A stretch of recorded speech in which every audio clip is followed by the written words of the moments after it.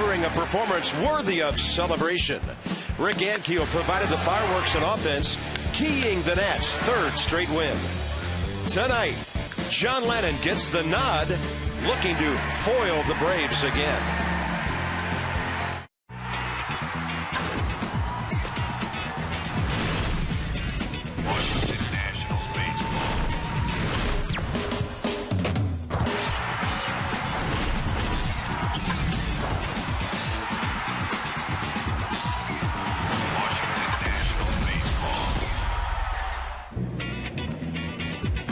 The Nats and the Braves getting it on again at Nationals Park tonight. Second game of the three-game series. Braves are the wild card leaders in the National League, and the Nats are giving them plenty of headaches this year. They have split the first 10 games. Bob and FP, welcome to the ballpark. Little cloud cover, pretty comfortable down here right now, and maybe hitting a few up into the stratosphere. Rick Ankiel, when this guy connects and makes contact, he can make some serious things happen. Yeah, he had a fantastic BP today, hitting the ball in the upper deck all day, but last night absolutely locked in. A couple of home runs for Rick Ankiel, and since he's come off the DL, 20 for 59. And paraphrasing, of course, with Rick, he said being on the disabled list gives you a different perspective, allows you to relate to things a little bit differently, sit back and relax and evaluate your season. And since he's come off the DL, barreling things up. The last 6 games for Ankiel, 6 for 16, 375, and more importantly, a 421 on base percentage. Yeah, look at those numbers since he came off the DL back in July. Guys who are on the DL also tell me that watching Masson and listening to Ray and FP really helps them with their hitting by the time they're ready to come back. All right, how about the hitter and the pitcher, John Lennon? He's become both suddenly. Yeah, and he has a little ownage on the Braves. I mean, this is a guy that likes to pitch against the Braves. I talked to him, and when you have confidence against a ball club, you just go out there, you see that other uni, and you know that they know that you're good. So for John Lennon tonight, the last time out, he had some control problems. Got to fight to keep his hands on top of the baseball, pitch downhill, get on top of that sinker, and get it down the strike zone. John Lennon, 7-4 career against the Atlanta Braves. They've always found him difficult to deal with, and a very good ERA, of career 3.24, and this year 2.70. Jason Hayward not in the lineup tonight, but still some formidable guys, even with Chipper on the bench. This is the third time in a row that Jason Hayward has not played against John Lennon. He's struggled against lefties this year, so not in the lineup tonight. Maybe he doesn't want to hit into a double play like 3 of the Braves did last night. One of them, a line drive handled by Ryan Zimmerman beautifully, a shovel by Desmond to Espinosa, and then Levo on a bunt got things going. Nats are turning lots of double plays. And by the way, try to steal, Mr. Ramos is waiting for you.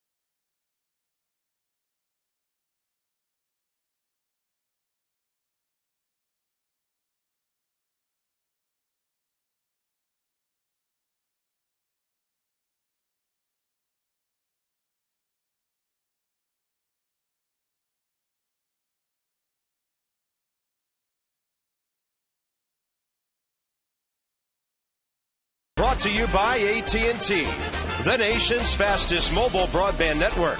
And by your local Lexus dealers. The Lexus Golden Sales event now through September 6th at your Lexus dealer. Nice night on the plaza. A lot of folks are still coming down Half Street. We'll have a pretty good crowd by the time everybody gets settled in for this one. Nats and the Braves, after 20,000, showed up last night. Visit train.com for an independent train comfort specialist dealer near you. It's hard to stop a train. 94 down from a high up in the high 90s today. And we got some cloud cover giving everybody a bit of relief at the ballpark tonight. Michael Bourne leading off. He's hitting .329 with runners in scoring position this year. And Dan Uggla continues to pound the ball in that cleanup spot. 23-game hitting streak, 2 homers. And in those 23 games, 10 of his 31 hits have left the premises.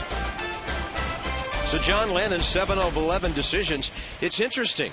He almost always gets a decision against the Braves FP. 13 starts, and he's got either a won or loss in 11 of those 13. Yeah, 4-0 with a 2.89 against Atlanta since the beginning of last year. John Lannon likes to pitch against the Braves. Last time out, though, he struggled with his command, allowed 4 runs on 5 hits, 4 walks, and just 5 2/3 against the Marlins. 115 pitches. Looking for a bounce-back start tonight from John Lannon. Yeah, prompting a rather blunt Davey Johnson to say after the game he was all over the place. Those things in John Lannon's name don't often go together. There's a strike, and we're underway at 7:06.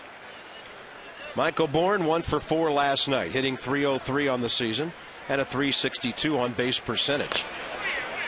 He'll drag it foul, and the count's 0-2. Paul Schreiber has joined us, first day in town, and he's got the plate. 14-year veteran Vic Carapazza, Marty Foster, and the crew chief Jeff Nelson have the bases. Braves are 63-47, 2.5 up on Arizona, 5.5 up on St. Louis in the wild card race. 7 behind the Phillies in the East, and the Nats are 4 games under 500 with their 3-game winning streak. And a great breaking ball by John Lannon strikes out Bourne. Defense for the Nats tonight behind John Lannon. Johnny Gomes in left field, Rick Ankiel in center, Jason Worth in left, Desmond and Zimmerman on the left side of the infield, Espinoza and Morse on the right side. And once again behind the plate in the squat, Wilson Ramos. So Johnny Gomes back out there, already appearing in his 6th game as a National. Tough right-handed batter assignments when the bottom of the half, or bottom of the first, rolls around with the Nats against Derek Lowe. And here's Martin Prado. Play him at third, play him at left field. Just play him. Hitting .276, and he's 9 for 30 career against Lannon with 2 RBIs.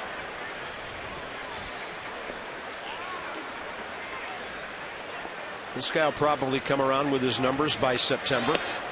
Career batting average .307 in his first 5 years in the big leagues, and that's exactly what he's batted the last 2 years. 7th in the National League last year when he led the league in hitting for a good part of the first half. Lannon's 2-0 is a chopper. Zimmerman with the glove. Nobody makes that play better. 2 outs.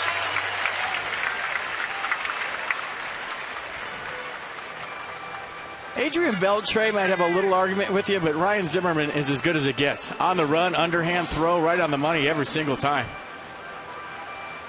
And pretty good runner right there, getting rid of it. And that's pretty much an underhand throw with a lot on it. Serious hitting streaks coming up now. Freeman 16 games, Uggla 23. The rookie Freeman 27 hits in his 16 ball games. And he is inching up toward the 300 mark. Target away. Lannon hitting some spots here early. Good fastball. 92.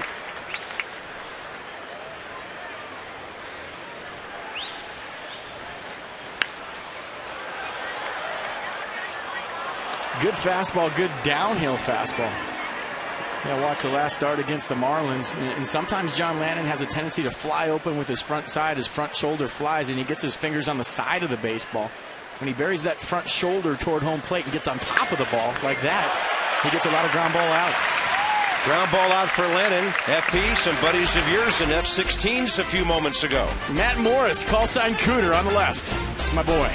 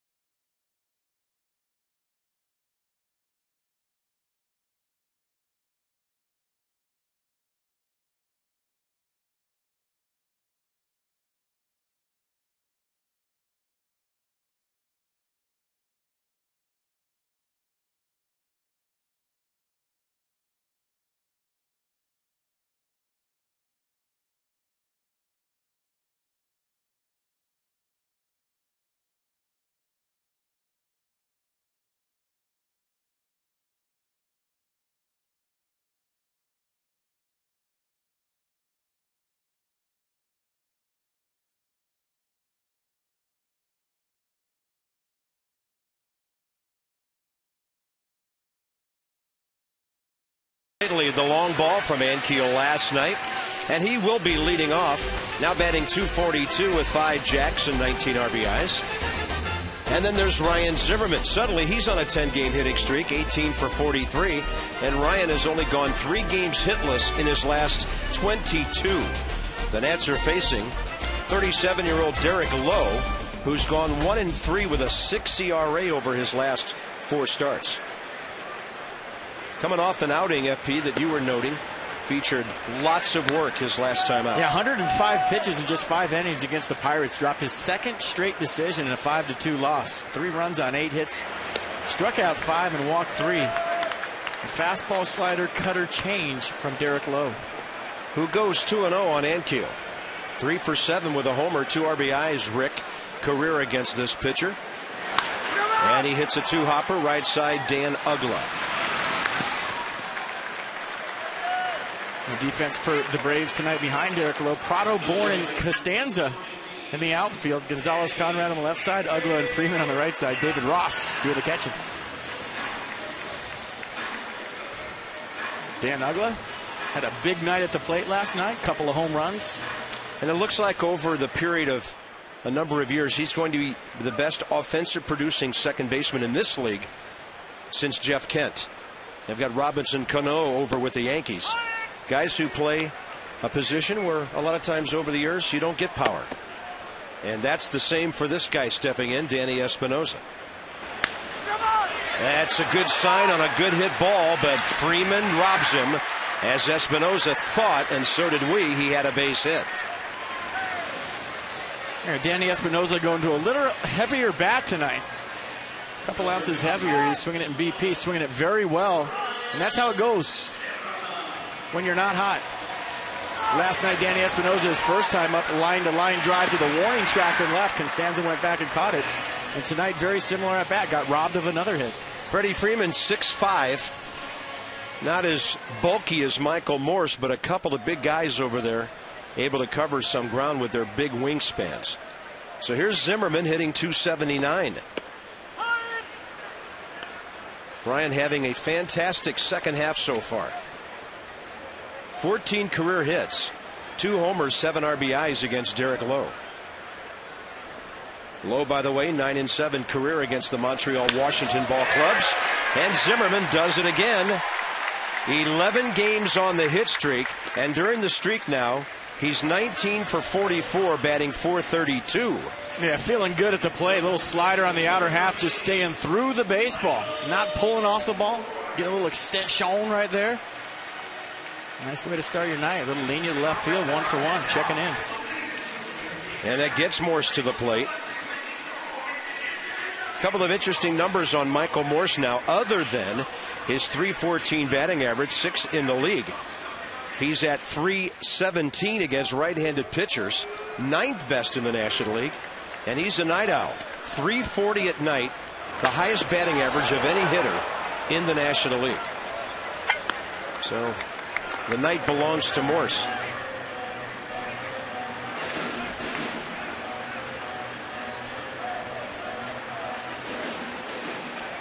I had a bat in my apartment. I picked it up last night, and I tried to do the Michael Morse grip. Almost threw it through the window. I said, I gotta try that. 2 fingers off the bat on the bottom, just 2 fingers on my top hand. I want to feel what he's feeling. I want to feel that bat whip that he has every single night. I would just suggest you do your neighbors a favor and find a park. I did that cool little hip thing, too, where I put the bat down by my hip and do the leg kick. It's fun. Just try it. I think I saw that on YouTube today. Well, whatever Morse is doing, it's working. .356 his last 24 games. Next RBI will be number 60.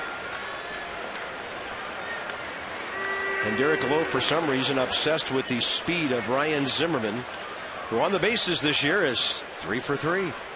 So he's stealing just under a base per month. The Braves must have had their advanced scout in Los Angeles.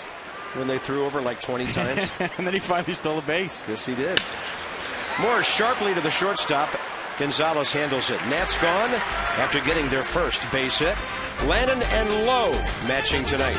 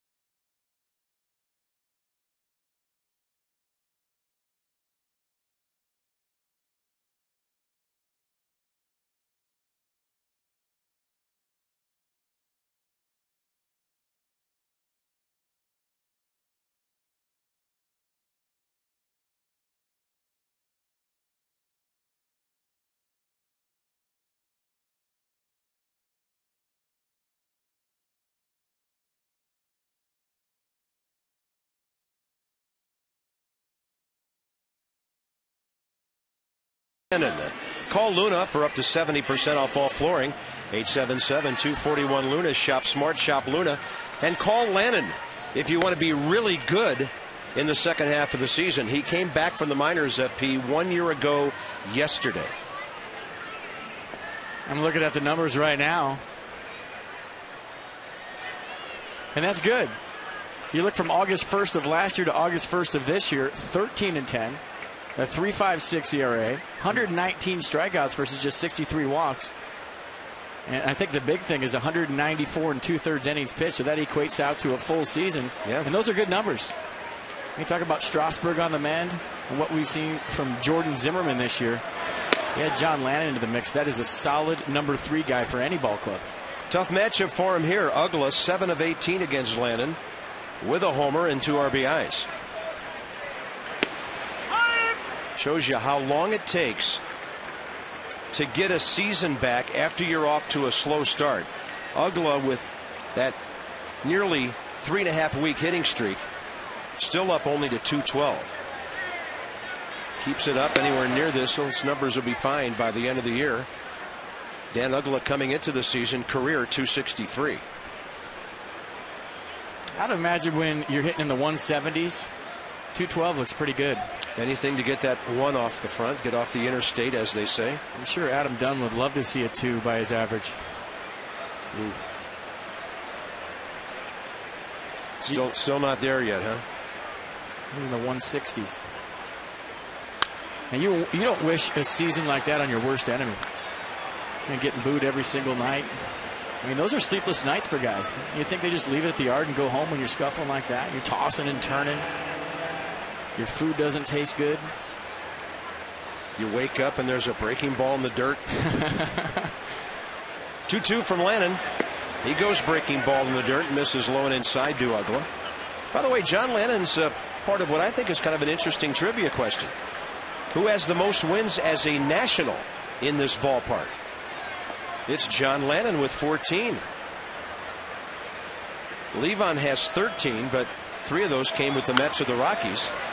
And it's interesting, the guy who is second isn't even a starter. Tyler Clippard.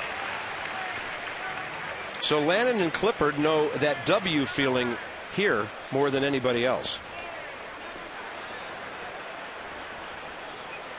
3-2 pitch. Man. Nice pick. Play of the year probably by the ball person.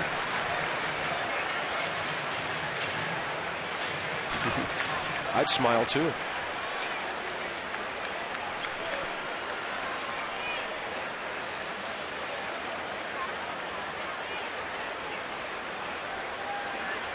Four shakes, 5 shakes.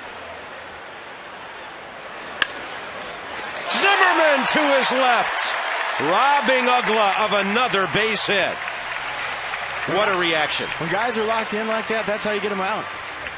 You make them swing the bat, and you hope your defense is picking it behind you. Great play, Ryan Zimmerman. A little step and a dive on your toes. You know you got a hot hitter up there. Look at that. And that ball was behind him. He took that ball to left field. The ball's by him, reaches backwards, creates a little more range.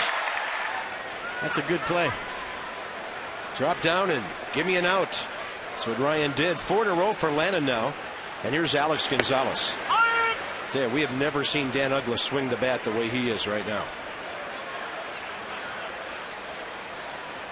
Gonzalez, good career against Lannon, 7 for 15, a homer. Zimmerman in between hop. He's got time. Michael Morris waiting for a perfect throw. A play that I would assume is a lot tougher than it looked. The Nats have a special season ticket offer for 2012 already. Buy 2, get 2. Place a deposit now on 2012 season tickets. Get the rest of this season free. Representative standing by. 202-640-7990. Renewal benefits for 2012 season ticket holders coming soon. It's Brooks Conrad, the switch hitter, who's 2 for 12 on the year.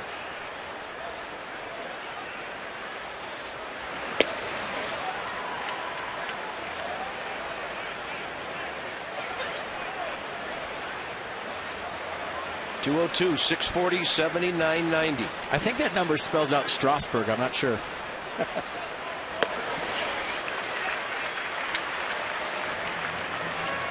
I think you're 1 digit short.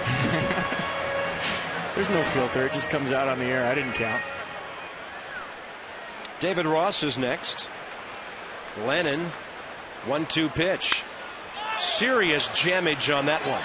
Right by the mound. Zimmerman's done everything else. Why not take the easy one? 6 in a row for Lennon. Worth, Gomes, and Desmond coming up.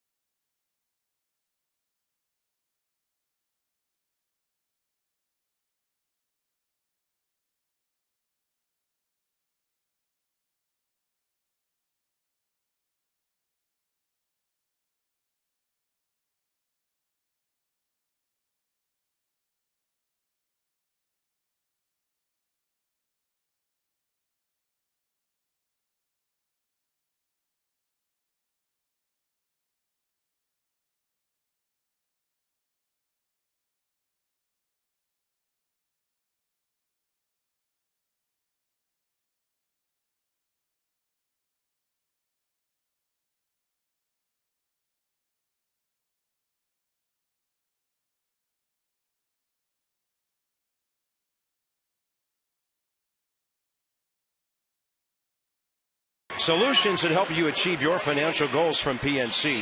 For the achiever in you with our minor league report. And last night, Syracuse played Toledo. It was an 8-3 game, which doesn't sound that dramatic, but look at the runners in scoring position, the hits per at bats, the extra base hits, players with 2+ runs.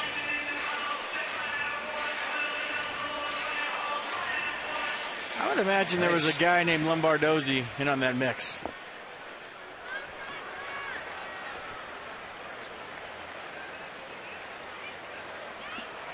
Yeah, 2 for 5 last night. Thank you. Nicely going. He's only hitting .317 at AAA. Roger Bernardino was 1 for 2 with a couple of runs, 3 walks. Chris Marrero 2 for 5.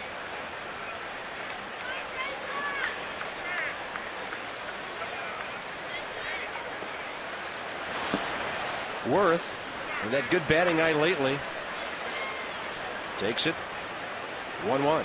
7 for 28 career against Derek Lowe. And he cracks one into right center. Jason Worth now, over his last 12 games, hitting right around .340. Some of the Nats are getting some line drive hits early here. He got a sinker up. You saw the sinker before that from Derek Lowe. Bottom dropped out of it. That one was 90 miles an hour and stayed about mid-thigh high. And that bat died a hero.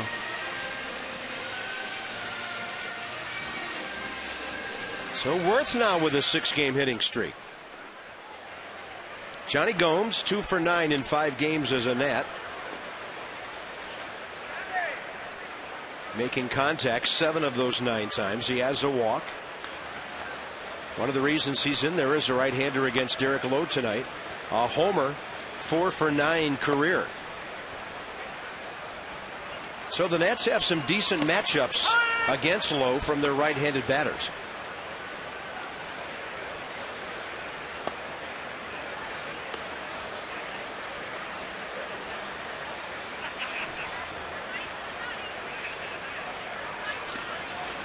And when you're facing a guy like Derek Lowe, you're looking for the ball up.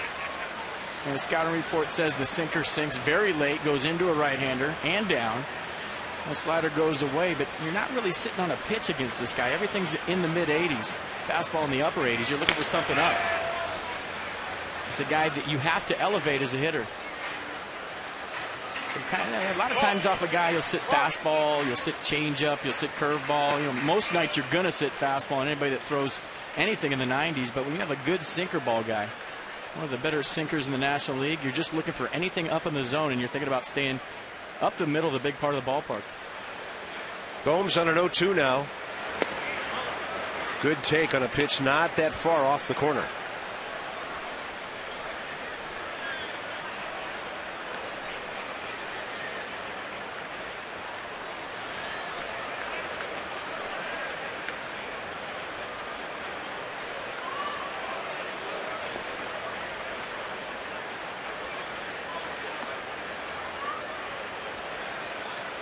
Johnny Gomes way up in the batter's box, too. That's another adjustment you can make against a sinker ball guy.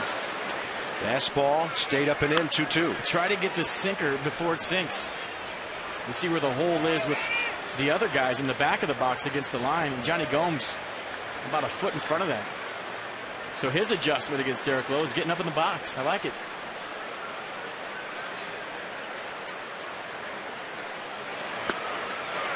Great take, couple of great takes, and the count goes full. When you've seen a guy like Lowe a couple of times, you're telling yourself as a hitter, anything that starts around my knees, even if it looks like it's going to be a strike, it's not going to end up a strike. Hard to do that on a 2-strike count, isn't it? It is. But when you've seen him enough and you see that two-seam rotation. Runner going, and the throw's into center field. Worth steals it, and he'll be at third with one out after the strikeout. David Ross' throw really tailing. Jason Worth, 14th steal. I think the more we see Jason Worth getting on base, the more that Nats fans and we are realizing what a great base runner he is. We've seen him win some ball games this year with his legs, but as he heats up offensively and gets on base more consistently, you're seeing how he can change an inning. And just a simple stolen base, the throw goes into center field, now I got a runner on third with less than 2 outs. Pretty good effort by Dan Uggla going for that baseball. David Ross now 8 for 21 on the year as he spells the injured Brian McCann. And here's Freddie Gonzalez again early in a ball game playing his infield in. Doesn't want to just hand the Nationals a run. He must be impressed with the way John Lannon's throwing the ball. That and the only other thing I can figure is that Ian Desmond's spray chart dictates that he hits tons of ground balls. We don't have the same information that the Braves have in their dugout or the Nationals have in their dugout for that matter, but there's charts and graphs and books, and they must know that Ian Desmond hits a lot of balls on the ground. They did this to him last night.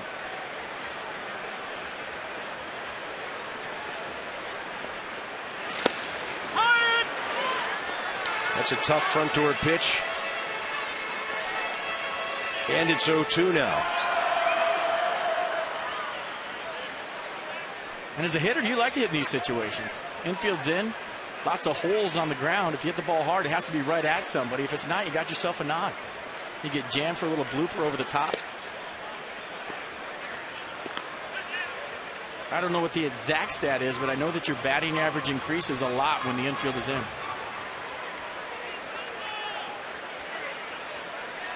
One ball and 2 strikes. Desmond in the air to right. Not that deep. We know Constanza can fly. How can he throw? Here comes Worth. No contest. Nationals lead 1-0. About a 200-foot sac fly from Ian Desmond, and once again, Jason Worth on the bases strikes. No hesitation. He was tagging all the way on that ball, and I think a good throw has him. You like the early gamble by the Nats. Jason Worth stealing a bag, advancing to third on the error, scoring on a short sac fly. First one over to high five him, Ian Desmond. Yeah. Thanks for the RBI. Thanks for the sac fly. Number 29 for Desmond.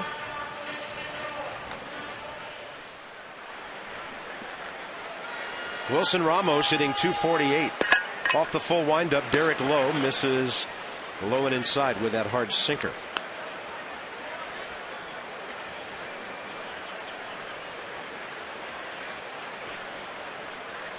Ramos 5 hits his last 8 at bats over 3 ball games. And the big thing we've noticed about Wilson is that he's taking the outside pitch and just ramming it into right center.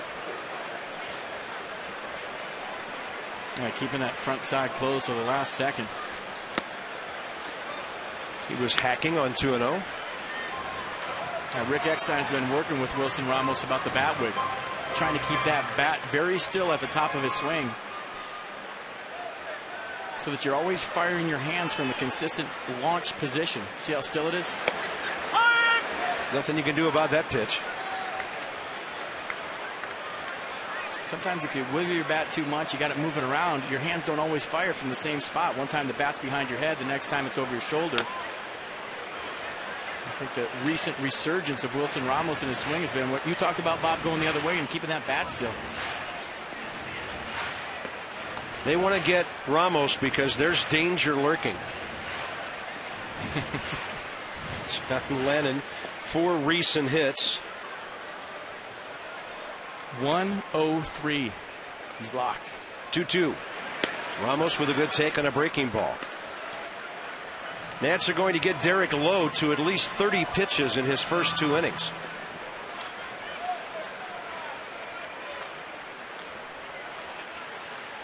Ramos, wonderful at bat for a number 8 hitter. Doesn't go biting on anything, and Lannon will get to the plate as we check the kinetic pitch track. And Derek Lowe wanted it. You saw the body language as he received the throw back from David Ross, and it looks like he had a little beef. That was a great pitch on the pitch track. Brought to you by Kinetic North America, providing world-class technology to our national and homeland security customers.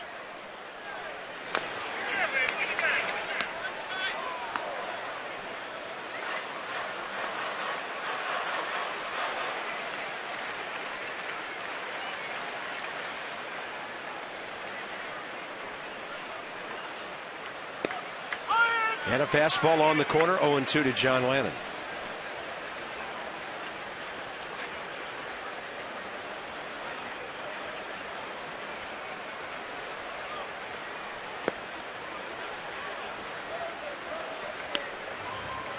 So the Nats, first time through their position players in the order.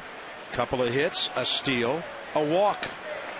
Getting an early run with Ankiel on deck should the second inning keep going.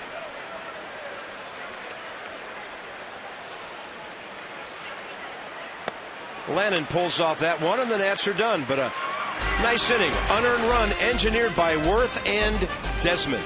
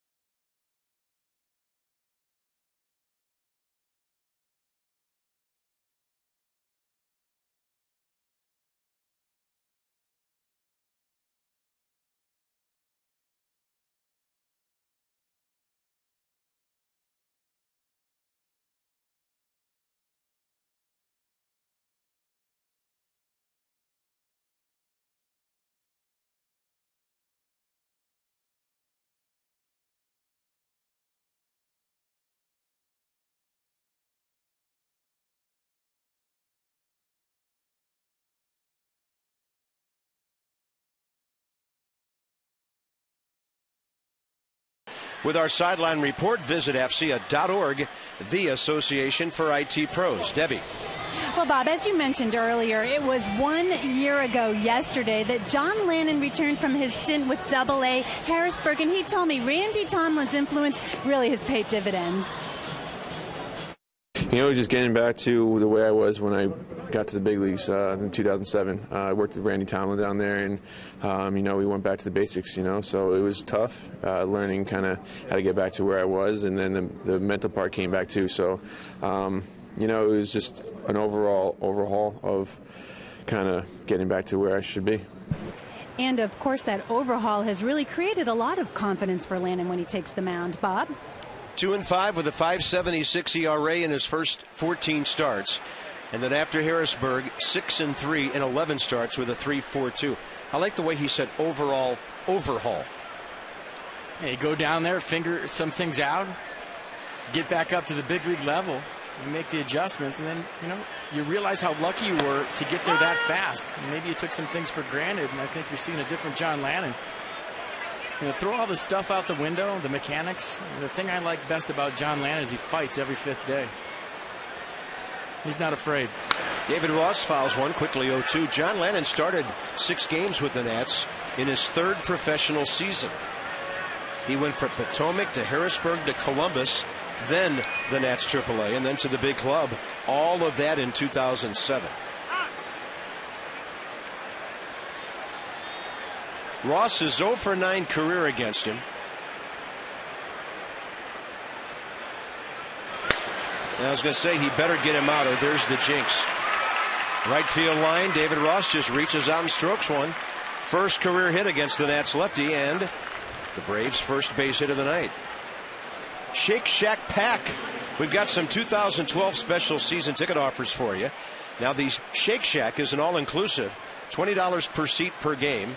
Ticket, parking, meal voucher to Shake Shack, Blue Smoke, El Verano Taqueria, or Box Free. Place a deposit now on season tickets. Get the rest of this season free. There are representatives standing by right now to hear from you at 202-640-7990.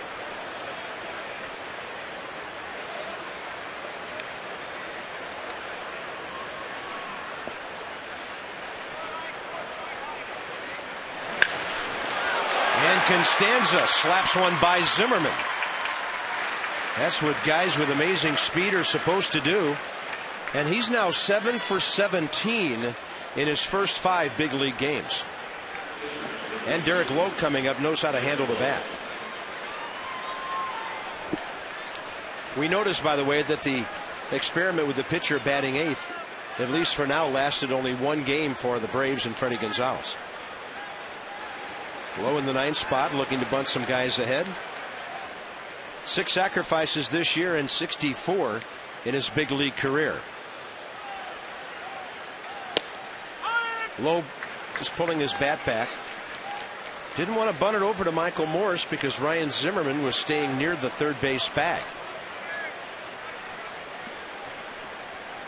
Well, if you're the Nats, you got a shot at third base with David Ross on second. And if you're Derek Lowe, you got to be fine with this sacrifice bunt. In the air, it'll check foul. The other thing FP, is you have a much better chance for an out at third than you do at second base with that speed over there, but you'd always want to get the lead runner if you can.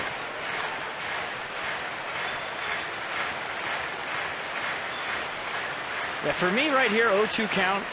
The best pitch is a fastball almost right at Derek Lowe. I mean, you're not trying to hit him, but just a good hard fastball up and in. Very often you'll see pitchers try to bunt it and a bunt it foul for a strikeout. Well, Lennon threw it out over the plate. Morse has a play, and there's Zimmerman at third base. Well done by Michael Morse on the 3-5 fielder's choice. And as an infielder, part of your pre-pitch preparation is knowing your base runners and knowing the speed of your base runners. Michael Morse does a nice job right here of being right in Derek Lowe's face. He knows he's got time. Catcher on second base, make a good throw, cut down the lead run. Now John Lannon can't forget about Constanza at second base. He can fly. And we'll see who tries to keep him close to the bag. It appears to be Desmond, with the left-handed batter Michael Bourne stepping in. Bourne struck out swinging first time. Lannon got him 0-2 and then hooked him on a breaking ball way outside.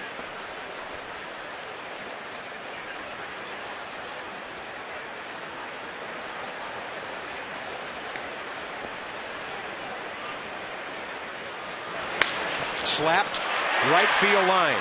That'll drive in Constanza. Low over to third and Bourne into second base with his second hit and his first RBI as an Atlanta Brave. You talk about a low flyer. Michael Bourne almost caught Derek Lowe. Derek Lowe just cruising first to third. No, he had it made, and Michael Bourne almost caught him. And just dropping the hands on an inside fastball. Michael Morrison able to get it. So Constanza scores easy, low to third. And watch Michael Bourne turn it on right here. He gets a lot of stand-up doubles. Yeah, he probably doesn't slide very much on triples either. So it's second and third now with one out. A run home to tie the game at 1. And tough Martin Prado. That ball slapped hard, and that'll drive in another run. Espinoza throws out Prado. Derek Lowe scores for a 2-1 Atlanta lead. So one manager pulls his infield in the second. Another manager leaves his infield back in the third. Martin Prado, seeing the defense, just playing a little pepper right there. Ground ball to Danny Espinoza. Nice piece of hit, and get yourself an RBI and get your team up by a run. That'll bring in Freddie Freeman now with a runner at third and 2 outs.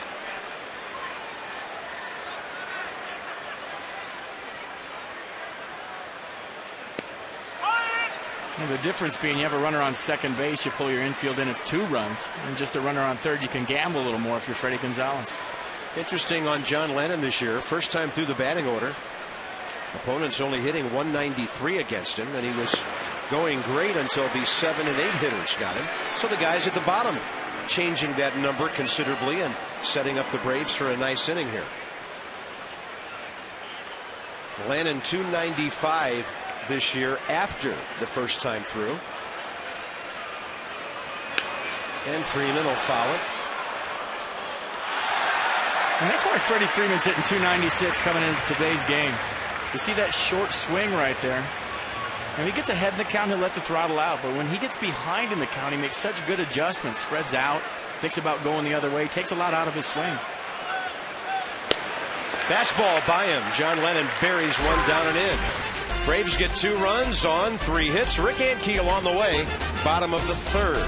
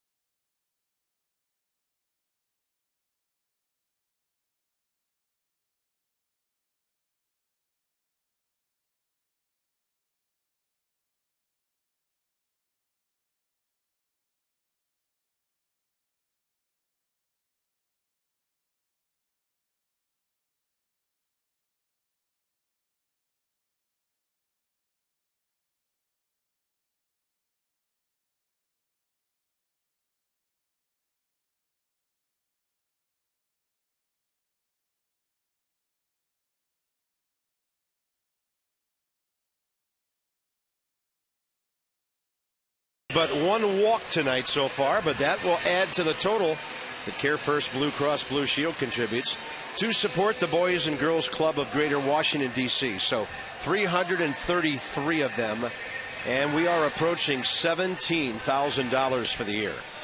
Care First Blue Cross Blue Shield encourages each of us to take that first step towards a healthier and more active lifestyle. Rick Ankiel doesn't always subscribe to that theory. He's only walked 18 times all year. And that would come in 212 at-bats. Grounded out sharply to Dan Ugla, and he's up for the second time. This one right off the end of the bat. Martin Prado approaching the left field line, just cruising for it.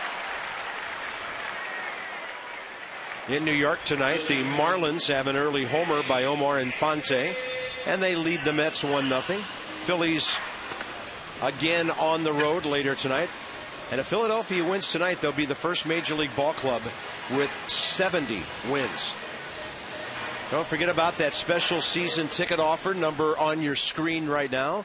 The Nationals have representatives standing by to answer your call immediately. Here's Danny Espinosa.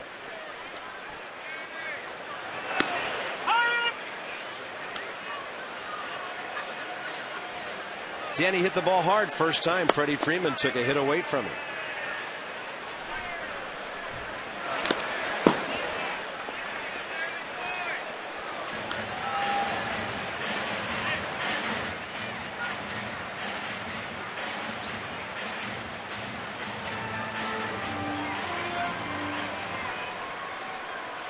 Derek Lowe, career against Montreal, Washington, 9-7 with a 3.66 ERA. 25 games, 19 starts. And not to be forgotten about Derek Lowe with his 163 wins. He also collected 85 saves in a couple of seasons as a closer. 42 for the 2000 Red Sox.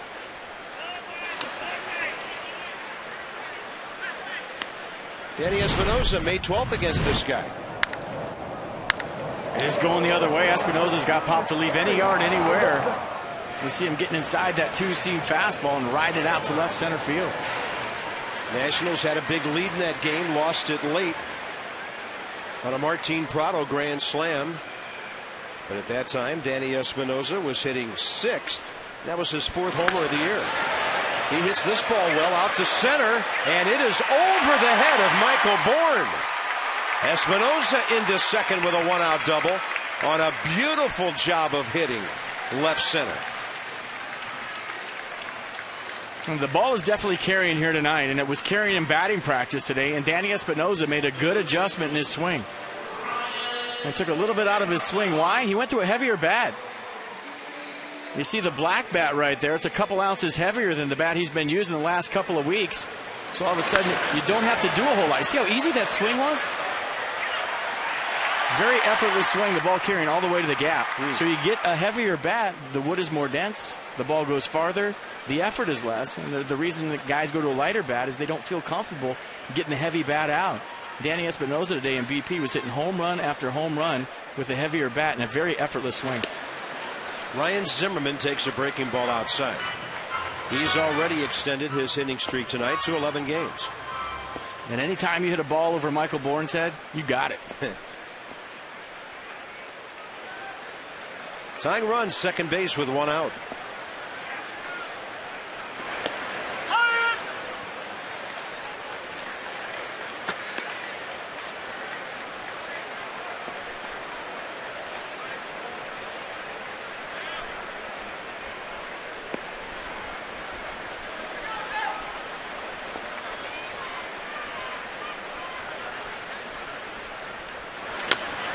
And a high chopper for Ugla. He'll come forward to get it before that next top. 2 down. Third base, Espinosa. And see, this is where 3-4-5 is starting to take effect for the Nationals offense. You got 2 outs, a couple of bases open, a veteran guy like Derek Lowe on the mound. And maybe a week or so, 2 weeks ago, you're not going to pitch to Michael Morse right here. But Jason Worth heating up, a single his first time up, stolen base, scored a run.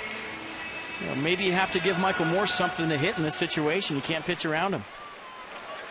So a pick your poison moment for the Braves, leading by a run.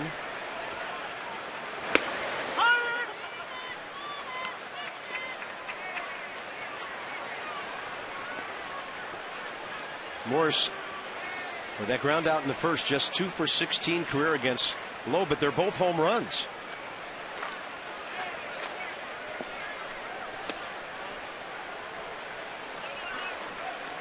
And Derek Lowe gets that call out there on the swing back fastball with that sink on it. He is really tough. Yeah, because as soon as you start to lean out there, to dive out there to get that pitch, what does he do? He throws it right back on your hands on the inner half.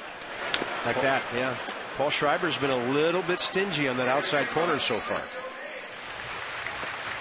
Derek Lowe on a 94-degree evening working up a good sweat. Espinosa doubled with one out, moved over on the Zimmerman grounder.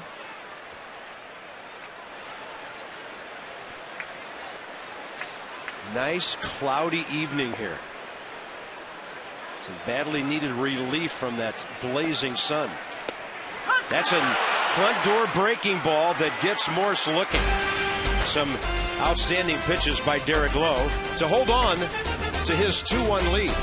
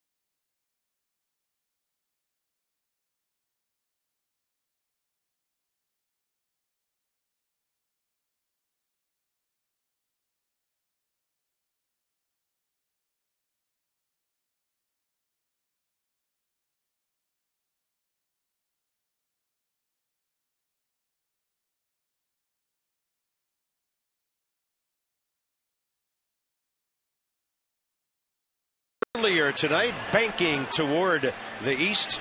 And here, as we go to the fourth inning, it's time for our DynCorp International Troop Recognition. We serve today for a better tomorrow. They wave their caps. We proudly wave ours back to salute them. Every night. John Lennon back to work now against Ugla, Gonzalez, and Conrad. 4, 5, and 6 for the Braves, top of the fourth. Dan Ugla saw 8 pitches.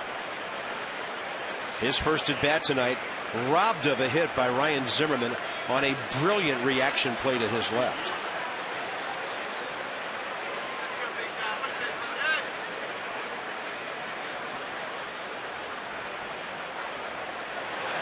Well, he goes off speed and drops a breaking ball in there. Leave on like it's 71. Yeah, be careful with that off-speed stuff to Dan Ugla. You can steal strike one with it. But talking to the Braves people, most of his home runs lately, and we saw it last night with Drew Storn, have come on off-speed pitches. And Lanham had him reaching there with a changeup, 83 down and away.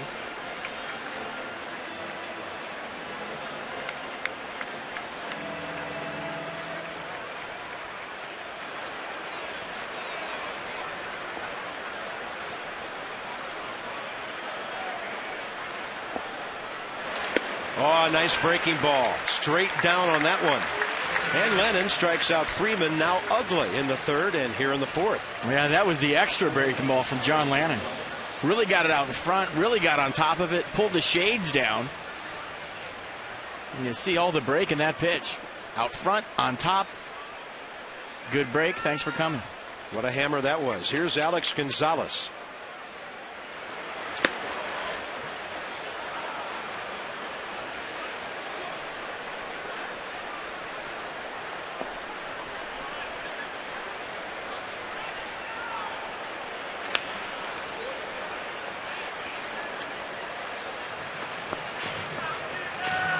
Gonzalez hit that sharp in-between hopper down to Zimmerman first time that Ryan knocked down.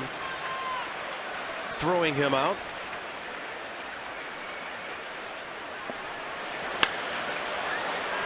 And it'll be easily out of play right side.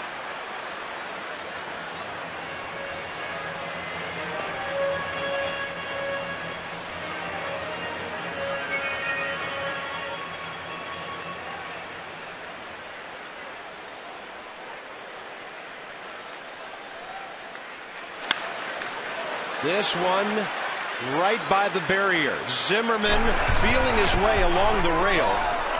Not able to get around it. 94 degrees tonight, folks. There's a smarter way to cool your home, and then a couple of months from now to heat it. Visit Bosch Climate.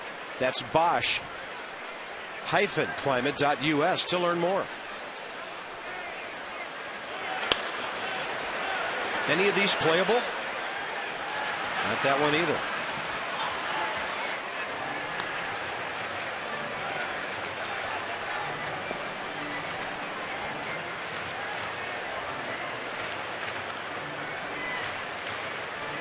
Let's see if Landon goes back to that big curveball.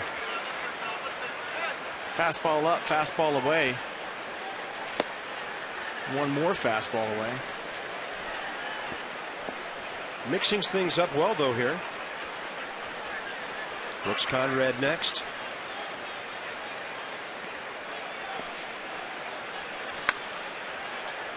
I don't think it's playable.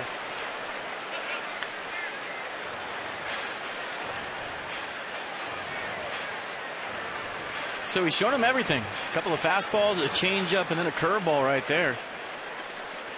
I still think the inner half is wide open if they want to go in there. And going away. Nobody can reach that one. A pitch count killer. It's a good battle. Number 9 coming.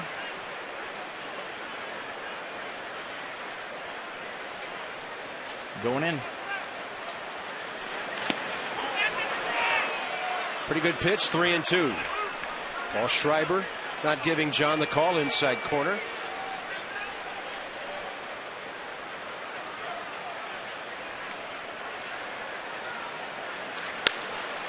That's a great at bat by Martin Prado. Ankiel has to hustle. Prado thinking 2 until Rick stops him, and he will.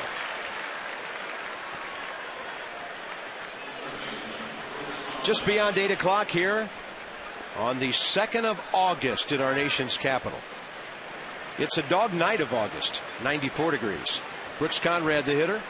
Bob FP and Debbie here. Nats trying to make it 2 in a row, trying to win another series. If they could just go ahead and grab this one tonight, then you take your chances in the matinee tomorrow. With Brandon Beachy opposed by Chin-Ming Wong. And then you get on a plane and go to the greatest hitter's ballpark in the world.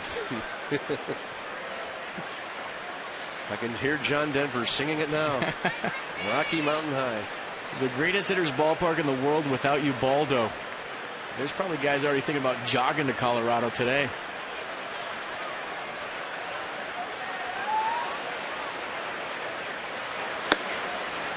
One ball and no strikes to Conrad. Popped up to Zimmerman first time. Yeah, the Rockies still 10 games out behind the Giants out in the West. Giants have lost 4 in a row, and Arizona's won 3, and it's a 1-game difference now between those two ball clubs, but Colorado hasn't made much of a move. Zimmerman, a move to his left, and that's got too much topspin. Finds its way through. And now in the last 2 innings, the Braves have 5 base hits, and these are the innings that always give John Lennon trouble. This year in the 3rd and the 4th innings, he has an ERA of 6.31. Well, he's throwing strikes, and he hasn't walked anybody tonight, so the command is there from Lennon. And this is just a ground ball with eyes. Braves with 5 hits now. David Ross had one on an 0-2 pitch that got them going leading off last inning.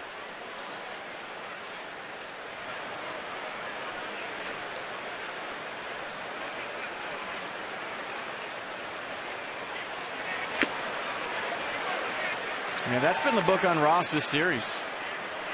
Livan Hernandez did a great job with David Ross last night, throwing him some off speed on the outer half. And look at that swing right there. That swing is designed to pull the baseball. Only Pittsburgh, Colorado, and St. Louis have turned more double plays now than the Nats. 104. 3 of them here last night. And one of them off the bat of David Ross.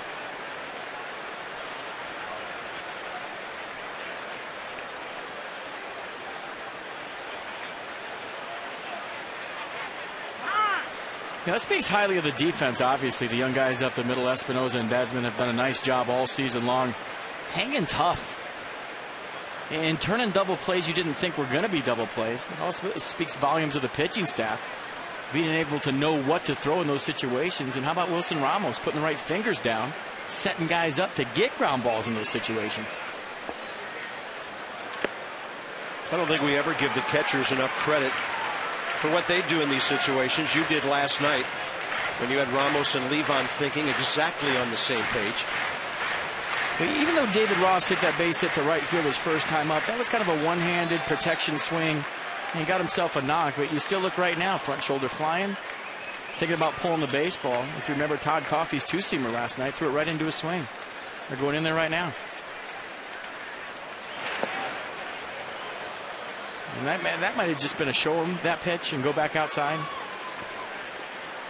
If you keep going outside consistently, a guy will dive out there and hit one that way. So just back him off a little bit, go right back out there. Lots of playing time for this veteran with Brian McCann on the DL with a strained oblique. As we mentioned last night, he has always been a good hitter. 289 career in part-time duty over 8 years.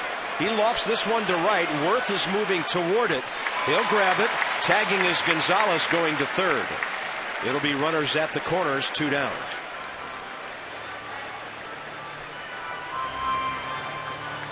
Another reminder about the 2012 special season ticket offer. Buy 2, get 2. So you buy 2 for next year, get 2 free. You can place your deposit now. Rest of this season free as well. Representative standing by at 202-640-7990. 202-640-7990. I think that number spells out Bryce Harper. I'm not sure.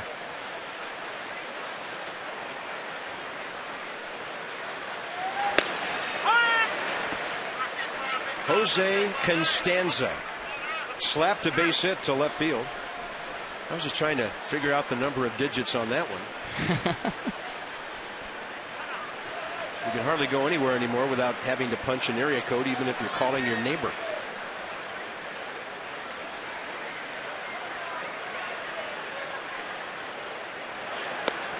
And that whole thing of spelling out the phone number doesn't work anymore, because on cell phones, my cell phone doesn't have the numbers underneath the letters underneath the numbers.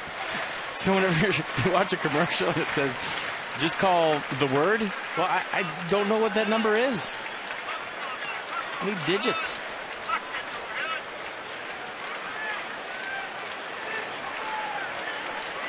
Oh, 2 now. Ramos set up and in. And Constanza gets to it and scampers to first with an RBI. Boy, this kid's turning into a major pain. 8 for 18 in 5 games after all those years in the minor leagues. Atlanta leads 3-1. That happened with the pitcher on deck. Yeah, look where this pitch is, and look what he does with his hands. Inner half of the plate and takes it the other way. That's a tough out, because now he has no holes in his swing. You try to go in, he goes that way. You go away, he goes that way. Very short, compact swing. Gets himself an RBI. And that might have been a setup pitch, FP, for the next one to be a breaking ball way outside, but never got there. And here's Derek Lowe, who had the fielder's choice bunt his first time. Well, I think if you ask John Lannon, he probably wanted that pitch a little bit lower. And if he does get that ball down, maybe it's a ground ball to Ryan Zimmerman, a ground ball to Ian Desmond, and he's out of the inning. The fact that he made a nice pitch on the inner half, but it was elevated, allowed Constanza to throw it over the infield. Derek Lowe has 24 career RBIs despite playing a long time in the American League. He's always been a good hitter. 149 career average coming in.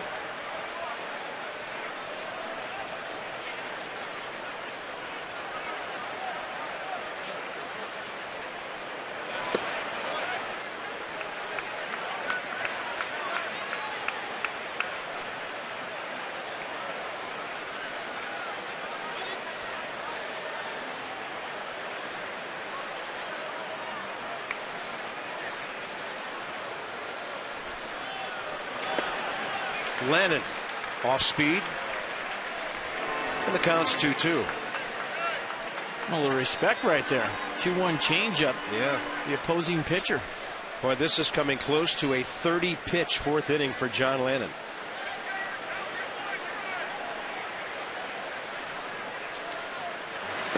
A lot of hassle from the bottom of the order here, 2 consecutive times. And he's gone 3-2 now, which will give Conrad a start at second and Constanza at first.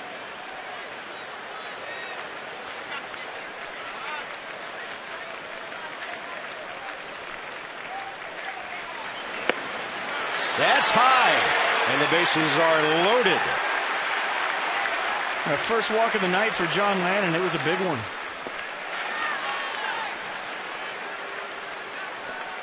Is Steve McCaddy going to take a trip out to the mound? Calm the lefty down a little bit. Now he's got the bases loaded and Michael Bourne up.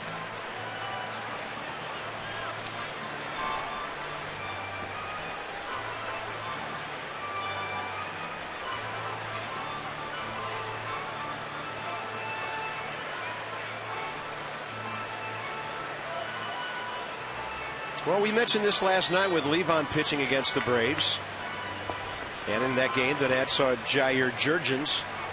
There's no mystery between pitchers and opposing hitters in this modern era when you play the unbalanced schedule, so many games against your divisional guys.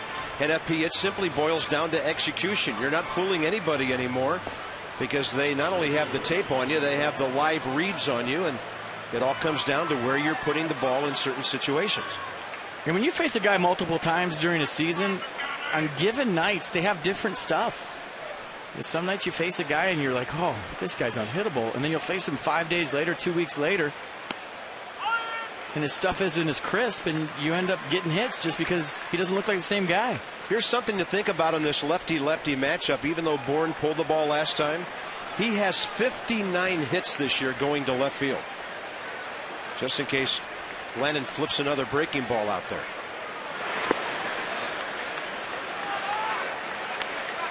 And that's why Rick Ankiel is playing way over in left center field.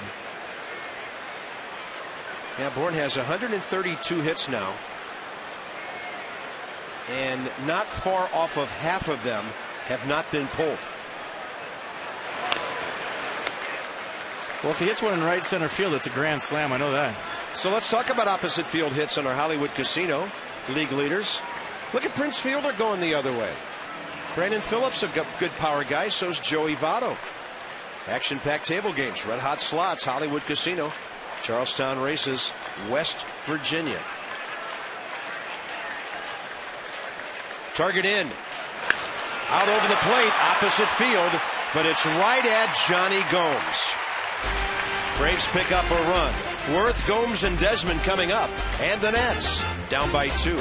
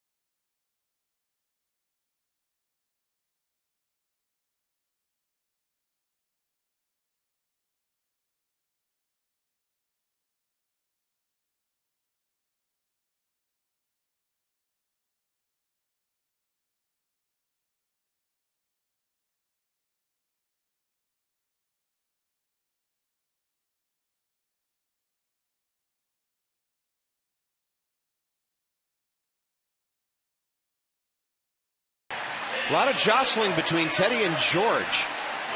I think George eventually goes down right there. So he's down in the gap. Look at that Exmo. That's a broken nose for sure. Those outfits are taking some punishment here in the dog days of August. And tall Tom Jefferson high steps it into the end zone. Game summary, Jason Worth manufacturing a run for the Nats with Desmond's help in the second. Michael Bourne has driven his first Atlanta run home, and Ryan Zimmerman, with a base hit back in the first, has an 11-game streak. In the second, Jason Worth created a run all by himself. A little inside-out single right there. Gets on first, rips a bag. Throw goes into center field. Pops right up and gets to third base for Ian Desmond, who with 2 strikes. Nice piece of hitting. Puts the ball in play. Short fly ball to right field. Jason Worth picking up Ian Desmond, picking up the ball club, tagging up and getting a sac fly for Desmond and an RBI.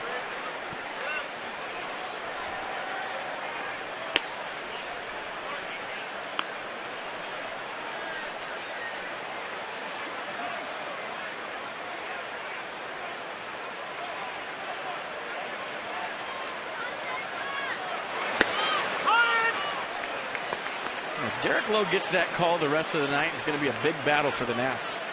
That is the bottom of the strike zone. You swing at that, it's a ground ball every time.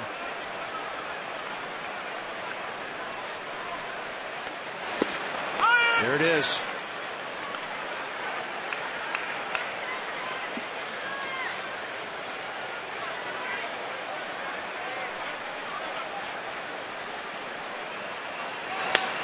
So Worth, a very defensive swing and a ground ball to Ugla. Right now, Derek Lowe has what you would call a pretty good game flow going. It's brought to you by Corona Extra, who invites you to find your beach. Bottom of the fourth inning, 3-1 Atlanta. They've out hit the Nats 6-3, and Johnny Gomes is the next hitter. Derek Lowe, by the way, in his career has made 7 starts in this ballpark, and he's only 2-4, but he's won 2 in a row. September 25th last year, March 31st this year. Yeah, if I remember right, the weather conditions were a little bit different the last time Derek Lowe pitched here. Just a hair.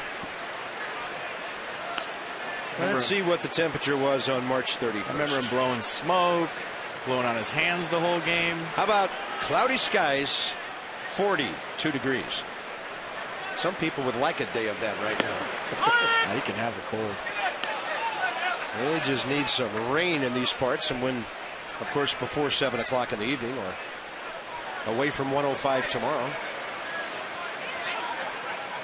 2-1 to Johnny, struck out swinging after the Worth base hit while he was in the process of stealing second base.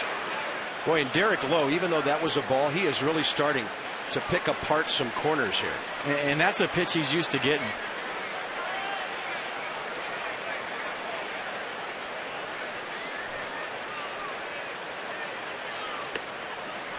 Great take and a really good at bat by Johnny Gomes to get the Nats their second walk of the night and a base runner here in the fourth.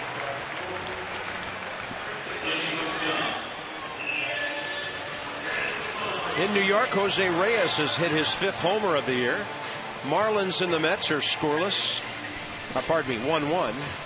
They're right about the same stage of that ball game as we are here, 4th inning. And here's Desmond with a sac fly RBI, his 29th, first time up. Johnny Gomes, 5 stolen bases this year. Desmond with a base hit. Knew what to do with a pitch on the inner part of the strike zone. 2 on 1 out. How compact was that swing? You saw Ray Knight's demonstration in the cage before the game. If you missed it, that's what he's talking about on an inside pitch. Catch it out in front of the plate, keep your hands inside the baseball. Look where the contact point was. Kind of a bent arm swing right there from Ian Desmond, but that's a nice piece of hitting. Jeep with the Exmo, the Chrysler, Jeep, Dodge, and Ram Summer Clearance event. These offers won't last long. Hurry into your local dealership. Did I see Ian Desmond's bottom hand maybe a half-inch up off the knob? Has he possibly choked up a little bit there? I don't know. I was still seeing Ray swinging the cage today. I went down there and he was sweating bullets. Nothing but line drives from what I heard. Can still hit. Swings a little bit longer than it used to be.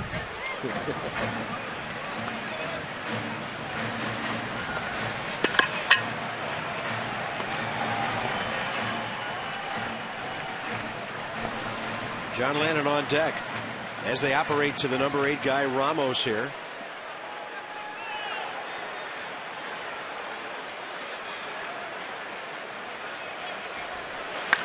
That's a base hit to right center. Runners had to hold up because Uggla almost caught it. Bases loaded, 1 out. Well, we've seen this movie before. John Lannon up against the Braves with the bases loaded and 1 out.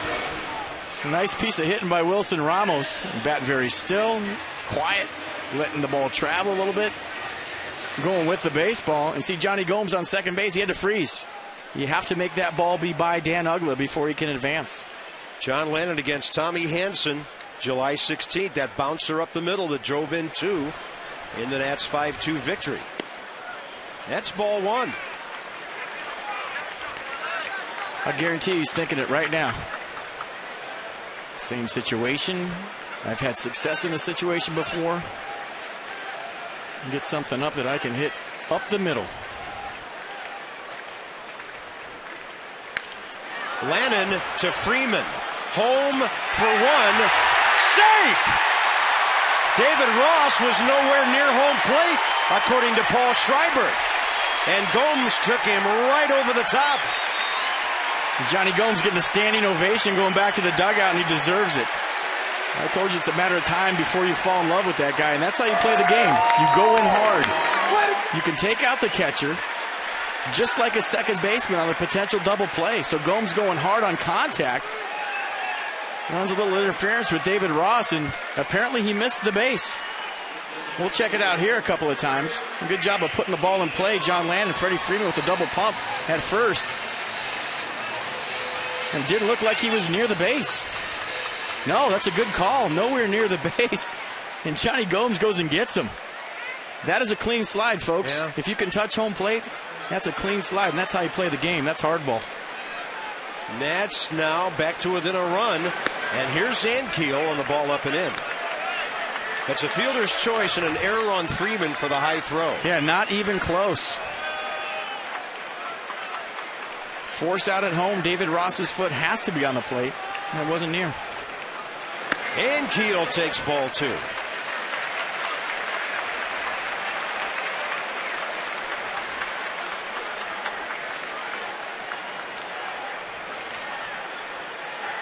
How about John Lannon getting the RBI, his 5th of the year? And just to show you how quick the game moves at the highest level, it was a double clutch by Freddie Freeman. It wasn't much at first base, but it allowed Johnny Gomes to get on David Ross, and maybe David Ross felt like he had to clear himself. Ankiel with a drive to right center! Grand slam!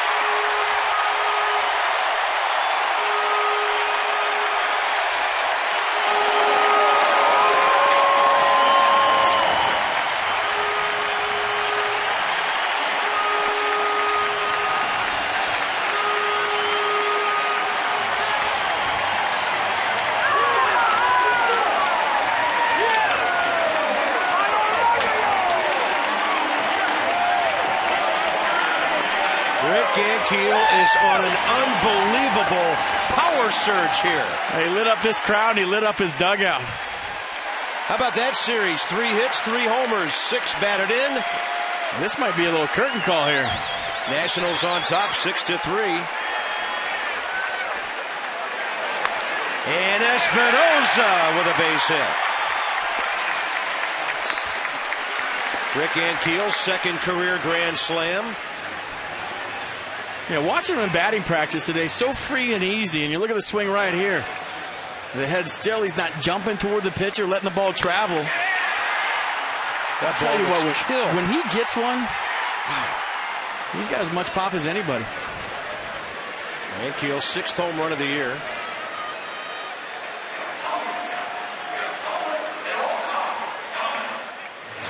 So Rick Ankiel with 61 career home runs.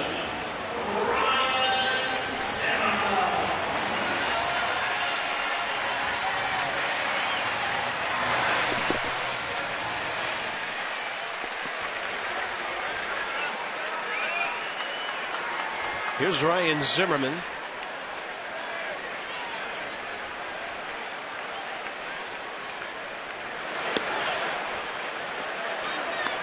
Delayed strike call by Paul Schreiber. That's 5, 6 good at-bats in a row from the Nats. It started with a walk with Gomes, Ian Desmond with a single. Wilson Ramos, a nice job of staying inside, a sinker. John Lannon putting the ball in play to get himself an RBI and help himself out. Then the big swing from Mankiel. And Danny Espinosa with the knock.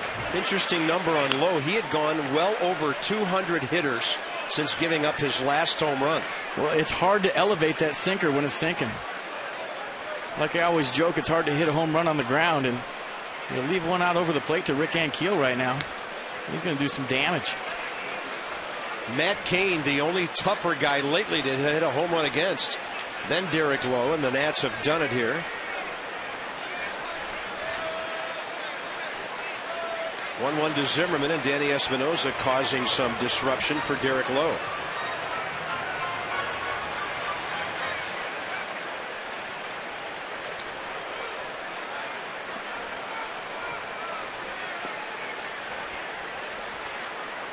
He's going. Zimmerman taps it foul, and Danny had a good jump. Let's check out the home run from Rick Ankiel one more time. The location of the pitch and the elevation of the pitch. Look where it is. Right out over the plate. And Rick Ankiel barrels it up, and that was a no-doubter. That was almost a one-hopper off our Masson production truck, which is right up the tunnel from where that ball hit. Not many make it out there. Zimmerman takes that front door running fastball. How about the Nats with the grand slams this year? Michael Morse tied for the league lead with a couple. Jerry Hairston had one in L.A., and now Rick Ankiel. Zimmerman hits that ball to right for Constanza. 2 outs. Michael Morse will be the 9th man to bat in this inning.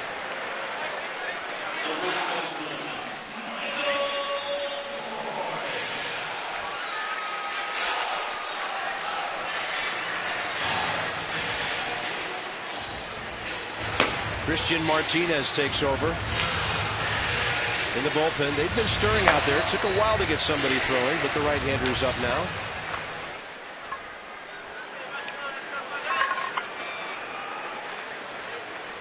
Fourth inning, tough on both pitchers.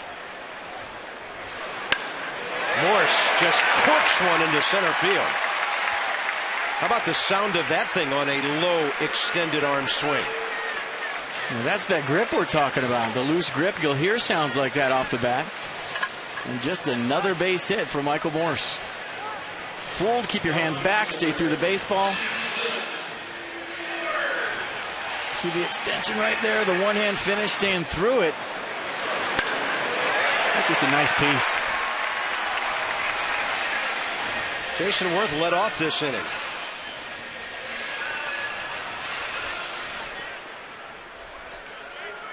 Another runner in scoring position now, Espinosa. And one more hit could have Derek Lowe on the ropes or out of here.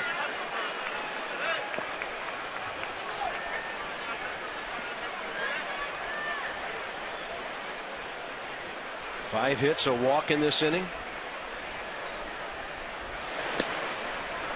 2-0.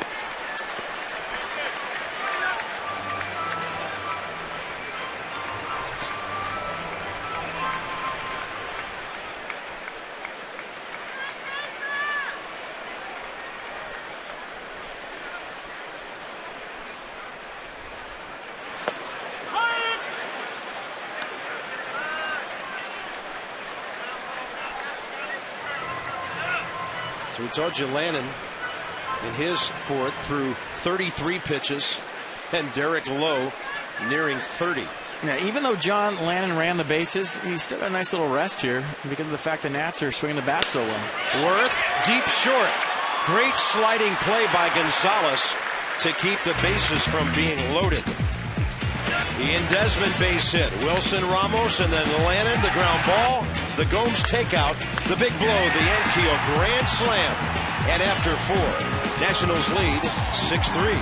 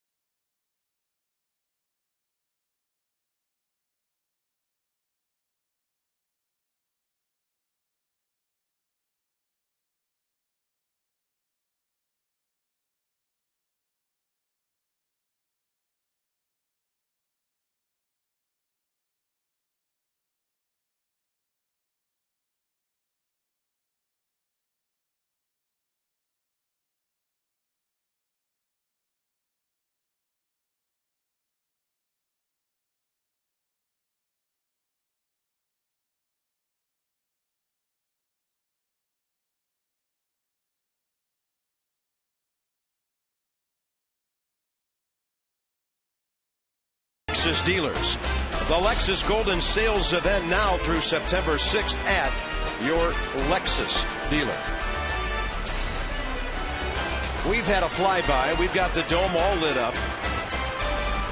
We have everybody politically in agreement in Washington today, and we've had a grand slam. What else do you want? How about 3 or 4 more scoreless innings for John Lannon? They would have to drop some flares behind him if they were flying over and Rick Ankiel hit that ball. I thought it was a missile. I did see the Braves firing some chaff trying to misguide that thing. On a pitch up, Zimmerman goes to get it, but it's foul. Prado, Freeman, Ugla, 2, 3, and 4 for the Braves. Top of the 5th.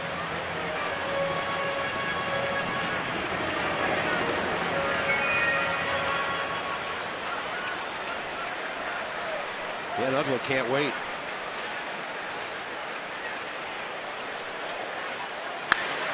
This one hacked to center. Ankiel on the move. Starting to appreciate him more every day with the jumps he gets on the ball. Yeah, first step quickness is great from Ankiel, but he's ready for the baseball. I know that sounds funny, but a lot of times you're not ready for the ball in the outfield, and you look at his first step, he's always on it. He's got a beat on the ball right off the get-go, and that tells me he's anticipating the baseball every single pitch. Never surprised. Here's Freddie Freeman on a breaking ball while outside. He's bounced back to Lannon and struck out swinging.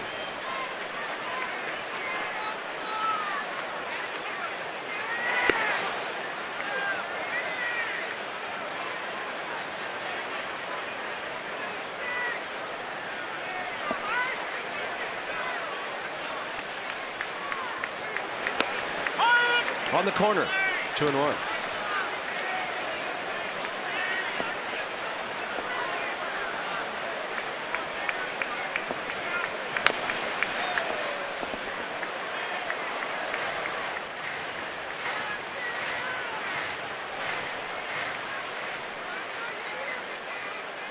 Dan Ugla 0 for 2 tonight.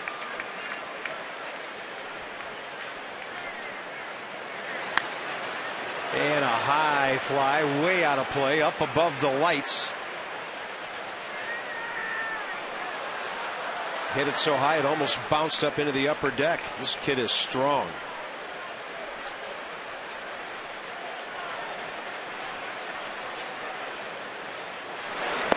Great pitch.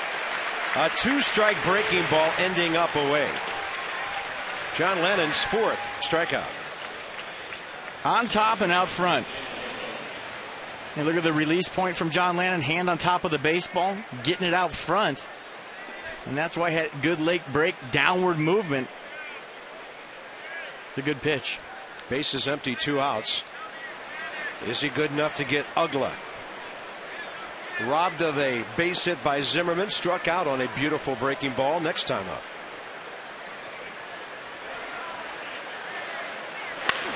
Oh, look at Ugla go the other way, and he has a 24-game hitting streak.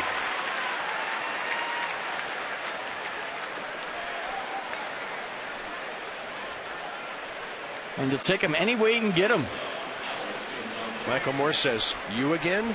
He lined out his first time up. He's been barreling up baseballs for a long time now, locked in. That one was off the bat. Broken bat single, but you'll take it. 24 and counting. By the way, since the 5th of July, Dan Ugla's batting over 350. That ball hit hard. Zimmerman. Second base to Espinoza. Ryan playing some great hot corner defense tonight. John Lannon gets a ground ball out halfway through. Nats lead the Braves 6-3.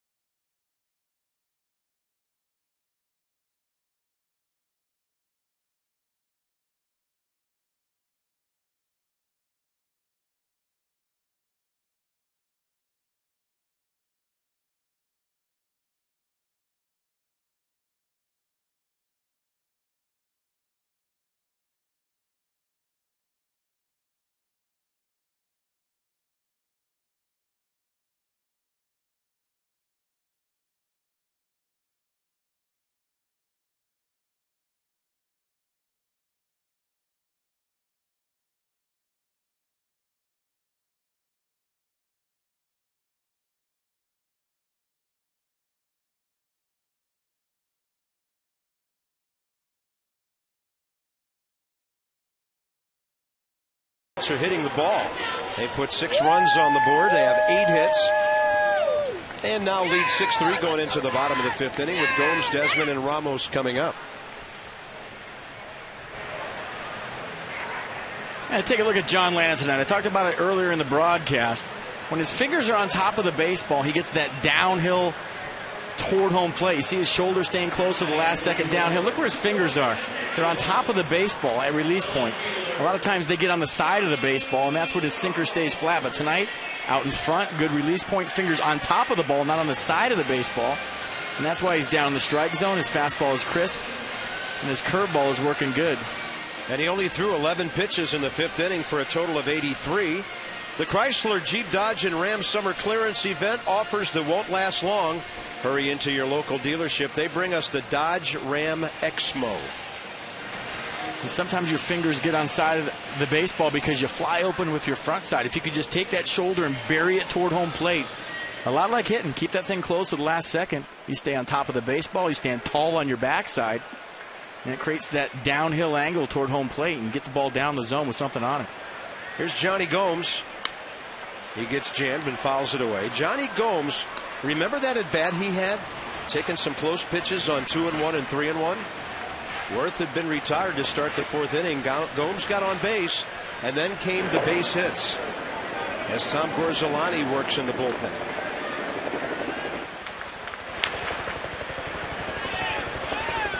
I think part of the reason, first of all, Gorzolani hasn't pitched in a while.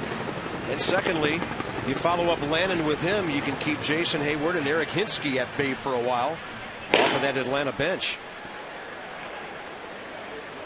We're not really privy to Chipper Jones information on a daily basis to know enough about his availability. He's not on the DL. So you're thinking about Hinsky and Hayward in a game like this. Now it looks like Derek Lowe is starting to feel the heat. That's well hit, and that's a fair ball. Johnny Gomes into the deep corner, and the ball gets away from Prado, who is expecting it to stop. Johnny Gomes has a triple.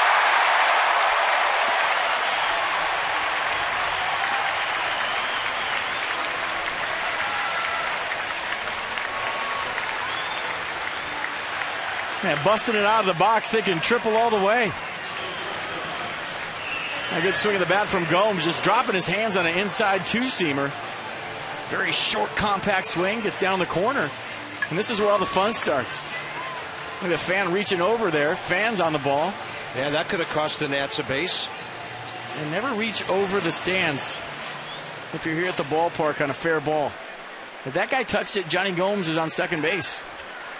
So here's Desmond with another RBI chance.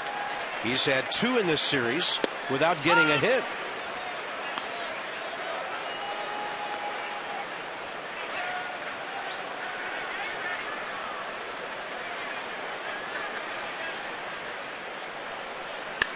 In fact, Desmond got that big hit on Sunday, and look at that ball leave the ballpark. A rocket to left field. The Nats lead 8-3. Ian Desmond is suddenly on an RBI binge.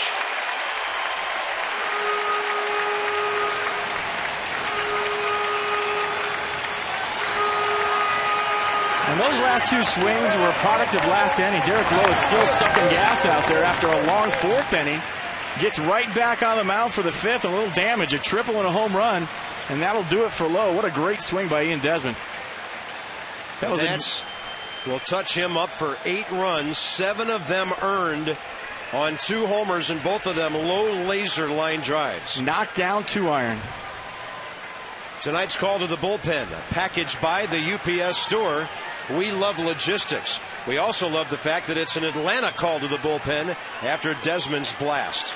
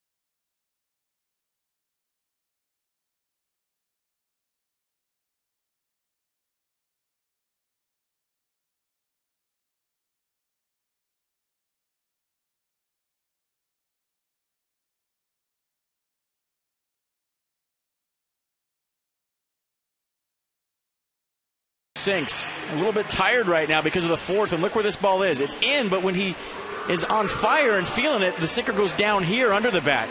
So it just kind of flattened out, stayed on the same plane, and look at Ian Desmond. We showed the bent arm swing his last time up on the single, but how about pulling your hands in on that ball? So the fact that it didn't go down and just kind of ran into Ian Desmond allowed him to elevate the ball and get it out of the ballpark. Ian Desmond's first home run since April. He hit his third of the year, April 28th, against Chris Capuano of the Mets. And the Nats have 8 runs on 10 hits. Long way to go in this game. Ramos is the hitter. Lannon on deck.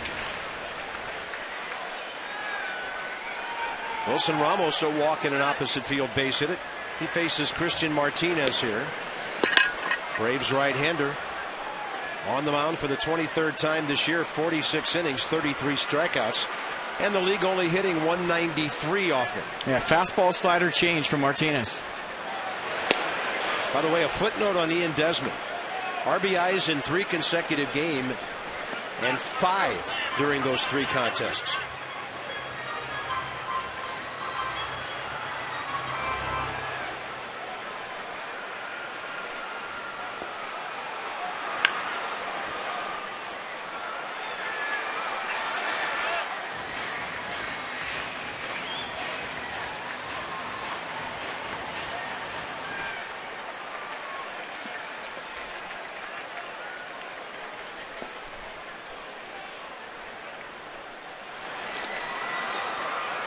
And the count's even 2-2.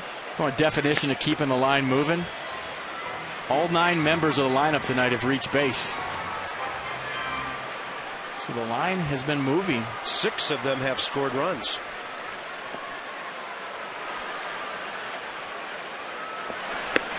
Ramos skips away from ball 3. Derek Lowe, by the way, finishes with 81 pitches in just 4+ innings, 52 strikes. Ramos on an off-speed delivery, strikes out.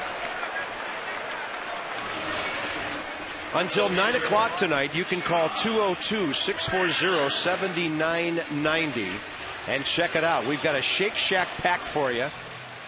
All-inclusive offer, $20 per seat per game, a ticket, parking, meal voucher to Shake Shack, Blue Smoke, El Verano Taqueria, or box free.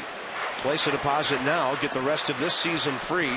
And representatives will be on the phone for you for another 16 minutes or so. By the way, 2012 season ticket renewal benefits for those of you who have season tickets coming soon. John Lannon, good swing. Alex Gonzalez, 2 outs. We'll see if Ankiel will stall just a little bit to give his pitcher a breather. I don't know, man. He probably feels like running to the batter's box. Yeah, part of leading off when you hit behind the pitcher, especially on a hot night, is taking your time. But Rick Ankiel is getting ready to hit. And when you're locked in like him, very understandable. So you give him an off-speed delivery that he can swing over the top of and out ahead of on the first one.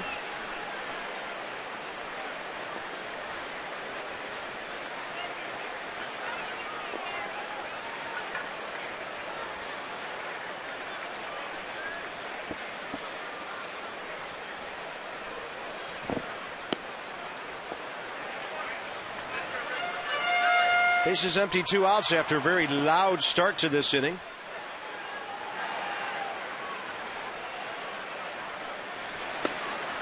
Two and one.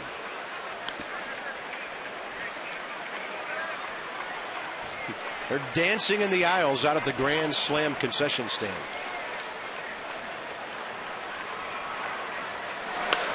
Ankiel pops it up out beyond second.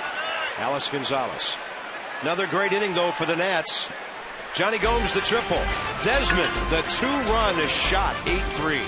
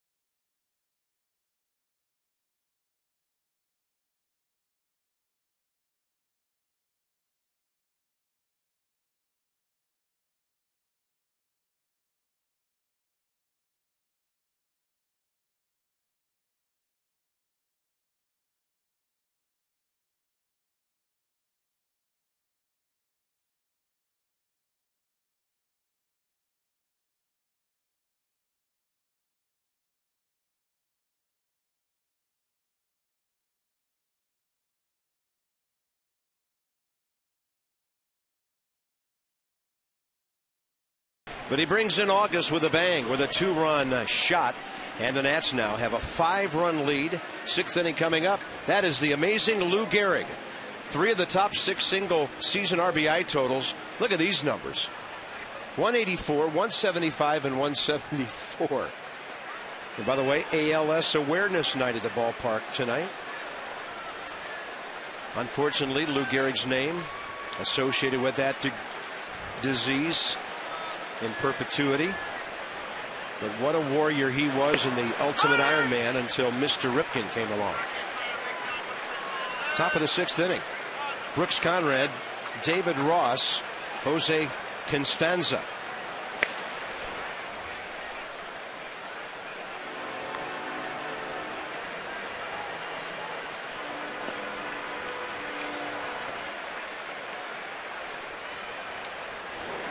Tom Gorzolani has taken a seat. Sean Burnett is up with Henry Rodriguez.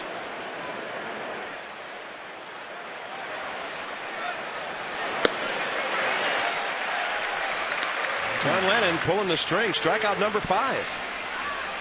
Yeah, he's got it all going on. Good fastball, good curveball, and check out the changeup to Brooks Conrad. Down and away, off the plate. Conrad seeing fastball, and way out in front of that. It's a great pitch in a great spot.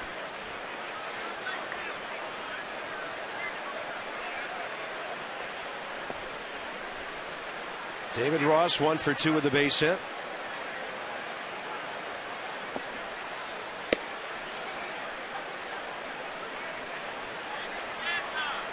Anthony Varvaro for the Braves. If anybody gets aboard here in the 6th, their pitcher spot will come due.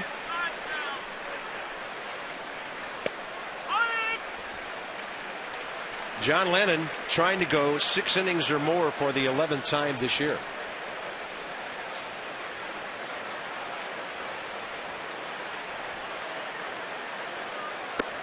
Then he goes upstairs and throws it by David Ross. I'll tell you what, partner, 8 runs on 10 hits tonight for the Nats. The offense is heating up at the perfect time to go to play in Colorado. You start locking it in and you get on a plane to go play in Denver.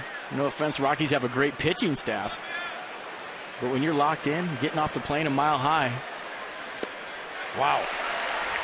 Lannon now has struck out 3 of the last 5 batters. I guess if you go to Colorado and you're swinging well, don't change a thing, right? Forget that uppercut. Yeah. Just make solid contact there and you got a chance.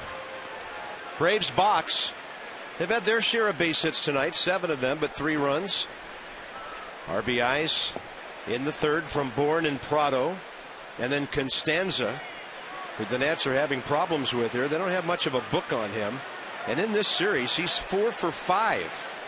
Batted 9th last night. Went 2 for 3. Only way the Nats were able to stop him last night is when Ramos gunned him out trying to steal.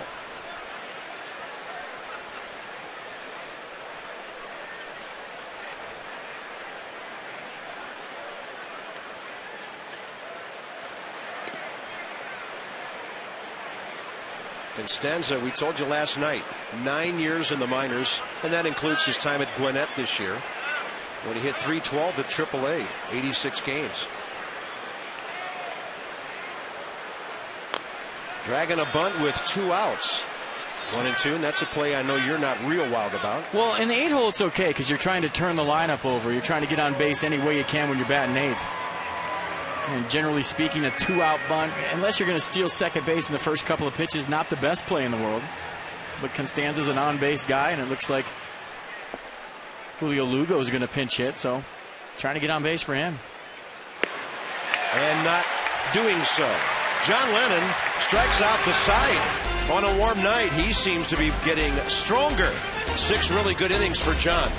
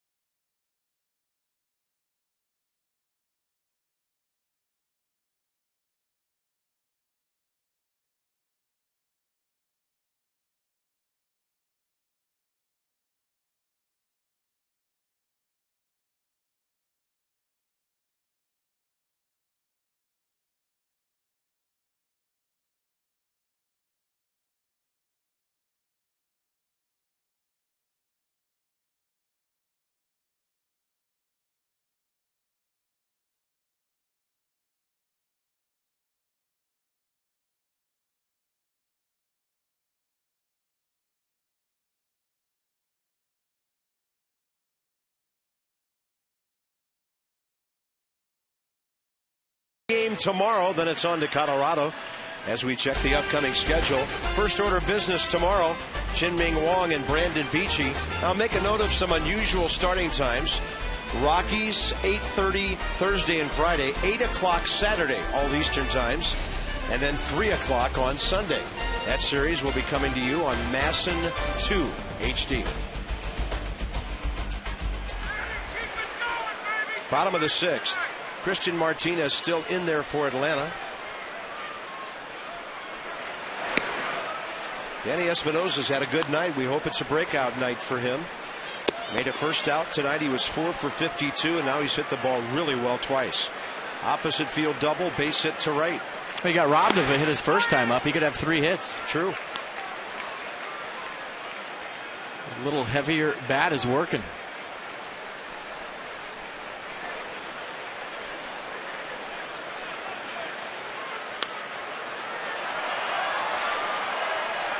Where do you start on this Pandora's box? Everybody contributing, as FP said, every spot has been on base. 6 spots have scored runs, and yet Espinosa and Desmond, the only guys with more than 1 base hit.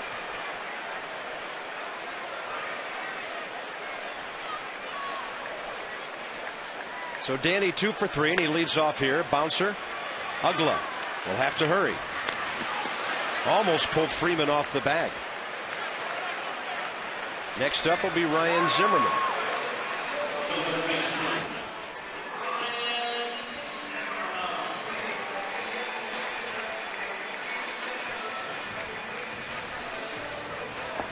Ryan's 1 for 3 tonight with a first inning base hit. Michael Morse has a hit. He's on deck. Christian Martinez trying to settle this game down so the Braves don't burn a big part of their bullpen prior to a day game after a night game tomorrow.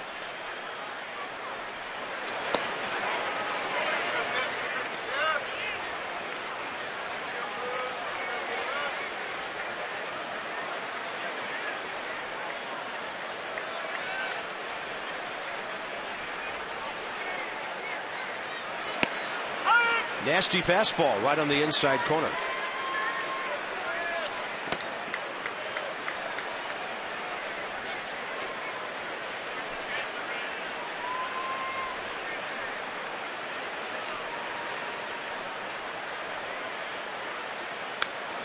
Omar Infante of the Marlins, who had hit 1 homer all year, has hit 2 tonight in New York. Fish and the Mets, 2-2 ball game, 6th inning. The Nats are only a game and a half behind the Marlins and 2.5 behind the Mets. This 3-game winning streak has really sort of turned things around in every aspect, mentally, physically, in the 1-loss column. Everybody feeling a whole lot better than they were a couple of days ago. Look at Gonzalez. He goes sliding like a base runner and then pops up. Guy can play some shortstop, FP, and he has for a long time. Yeah, he made that look very easy. That play is not that easy. Going up the middle, showing a lot of range. And watch how quick he gets up. That's the key to the play, and the throw's right on the money. I'll throw 2 stars on my scorecard for that one. Gonzalez started with Florida in '98. Played with second baseman Luis Castillo down there for years. On to Boston, Cincinnati, back to Boston, and then last year Toronto before coming to the Braves. Michael Morse, see you later. Are you kidding me? Opposite field, upper deck. That is impressive.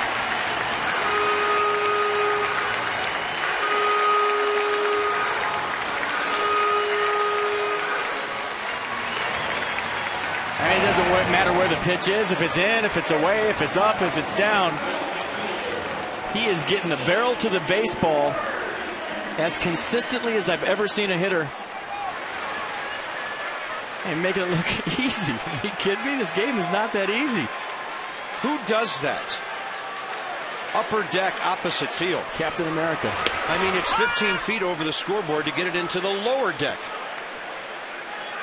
He was mishitting balls in the bullpen left and right today in batting practice. I mean, it wasn't even making a good sound. It was off the end. They're going to the bullpen. So when he gets one, there's not a ballpark in America that can hold him. Michael Morse is now batting .317. And he finally makes it to the 60 RBI mark.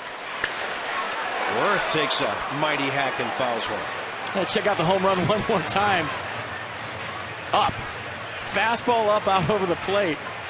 And watch the head. Still hitting around his head, staying on the backside. Look at the leverage, look at the torque. Sure. And look where the ball lands. Upper tank, Oppo Taco, unbelievable. Worth with a rocket to left field, and he's 2 for 4.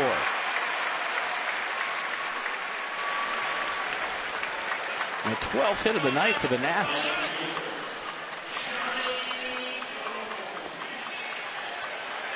You know, where Michael Morse hit that ball out in right center to the middle of the scoreboard, it's 375 feet. Well, he didn't hit it over the middle of the scoreboard. He hit it about 40 feet to the left. And where the big curly W is out there is that 375 mark. So he hit it over where it's about 385, and then he hit it about 50 feet high. It's just unbelievable a guy could hit an opposite field homer up there. I guarantee you those people in the front row, when they sat down tonight, they said, there's no way we're getting the ball out here. I'm not sure they even discussed it. They figured this is a safe place to eat.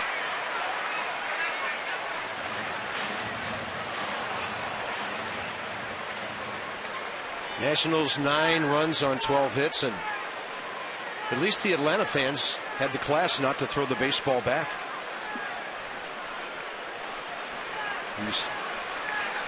He had a couple of baseballs. He must have got one in batting practice. Yeah, texting somebody that I just caught a ball in one of the longest shots of the year. Gomes will pop it up right field for Jose Constanza. The Nats with another loud inning. 2 outs, bases empty. Michael Morse. And again, I ask you, who does this?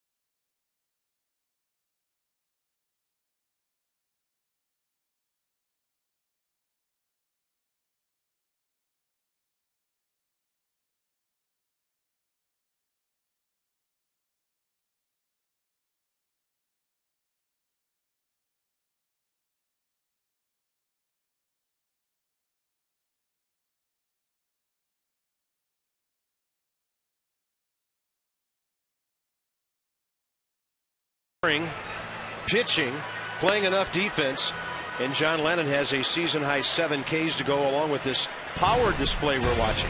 And we said bounce back start for John Lennon tonight, and boy, has it been ever. And getting on top of his fastball, we showed where his release point has been. You look at the off speed right there. He's had a good pace, good tempo, very confident, good mound presence tonight. It's been all John Lennon. So after a rough start last time against the Fish, John Lennon locks it in tonight. And by the way, his career high in strikeouts is 11. And that goes back a ways. 08 at Shea Stadium. Julio Lugo bats for the pitcher Martinez here. Julio Lugo, well-traveled 35-year-old infielder with Baltimore last year. And the Braves picked him up May 23rd as a minor league free agent. Henry Rodriguez for the 7th, it appears.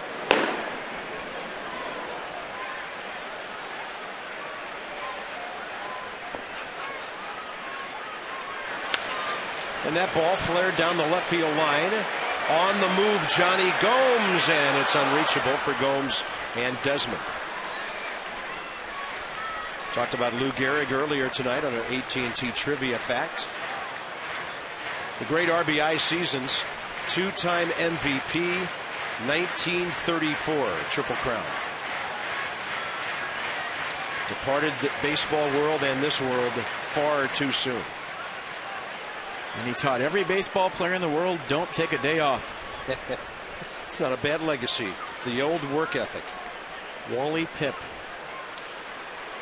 took a day off and the rest was history.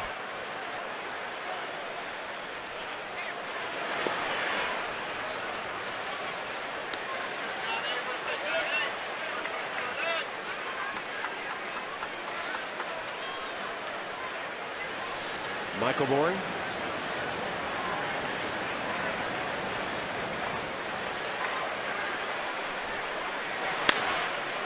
Right side. Danny Espinosa. First out, top of the 7th. If you're hitting the road, take MLB.TV with you. Take us with you. Every Nationals game live or on demand on your computer, your favorite device. To order and for more details, visit Nationals.com, MLB.TV. Baseball everywhere.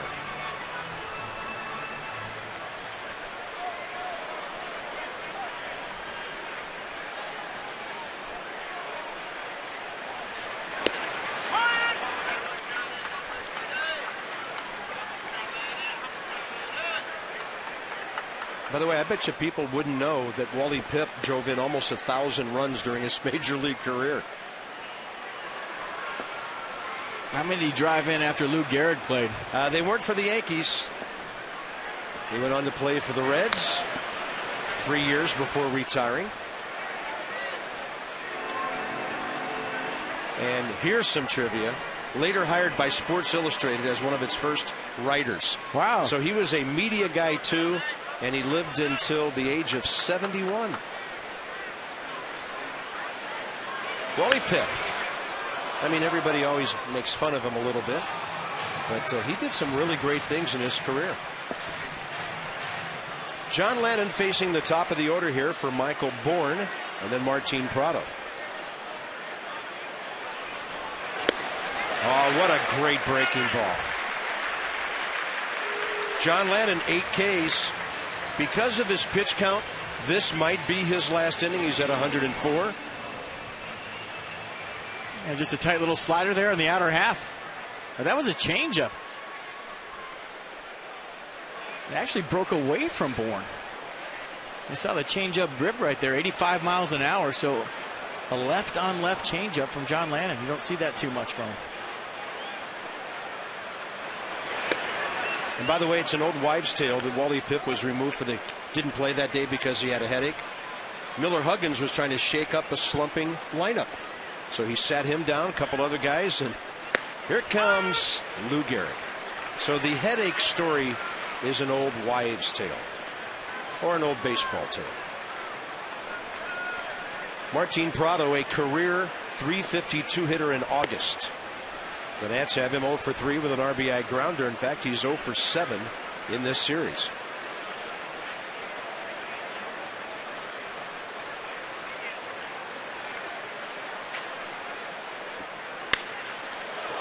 There's your .352 career hitter in August. Ball hits the bag, and he's aboard with 2 outs for Freddie Freeman.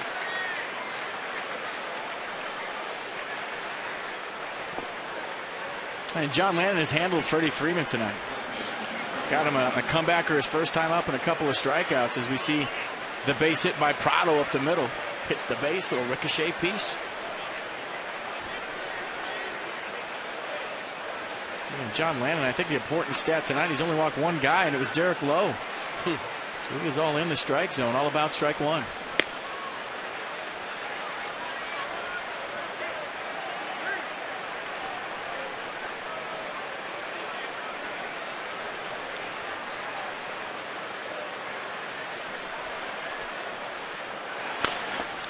He rolls over a ground ball, and that gets under Michael Morse. Bouncing wickedly around the bag. Martin Prado is going to be held For a moment, I thought he might score easily, but Brian Snitker down by 6 holds him, and it's a 2-out double for Freeman. The 2-out, thank you very much, double. This hits the base. Look at the ball right here. Hits right on top of the base, kicks right, and nobody makes that play. That's just good, clean living by Freddie Freeman. Ever seen 2 batted balls in a row hit bases? Nope. Davey Johnson will come out to pull an unlucky John Lannon here. But the fans know what's going on. And he's going to get a wonderful ovation here. Pitching into the 7th inning for at least the 10th, 11th time this year.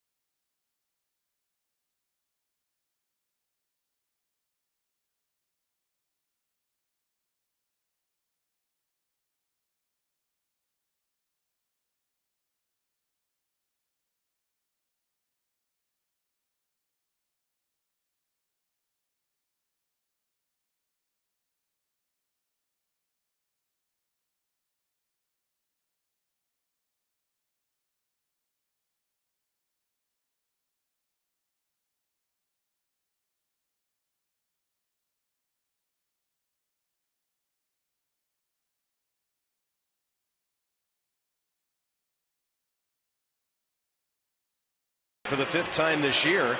Braves have 9 hits, a couple of guys on base. This is a very important out to get for the Nats bullpen coming up. But John Lannon coupled with this offense tonight, unbeatable. Yeah, good stuff tonight. Fastball was good. He'll be biting his nails on the bench right now with Henry Rodriguez on to face Dan Uggla. This all of a sudden becomes a very big at-bat in this ballgame. It does. The Braves get a couple of runs home. It's 9-5. A lot of outs yet to get. Brian Bixler on a double switch. Goes to left field. He'll bat 9th. It's Henry Rodriguez against Dan Uggla. Your ultimate power matchup here. Whoa, that'll get your attention.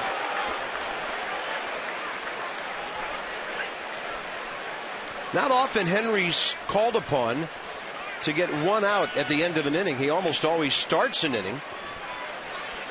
And if he makes quick work of this, he could be out there for the 8th. But right now, job 1, 1 out. Right at the knees. Dan Uggla tonight 1 for 3 with an opposite field single. 24-game hitting streak. 3rd longest in the National League this year. Prado 3rd, Freeman 2nd. And the breaking ball is a beauty. Yeah, a good curveball from Henry Rodriguez. He can do what he wants now. He can bounce that pitch. He's established it in the strike zone.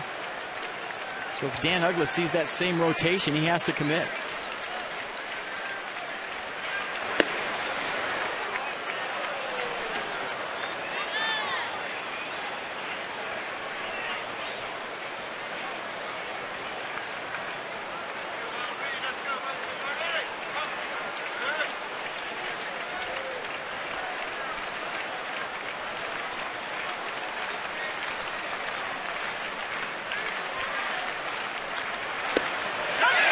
Looking.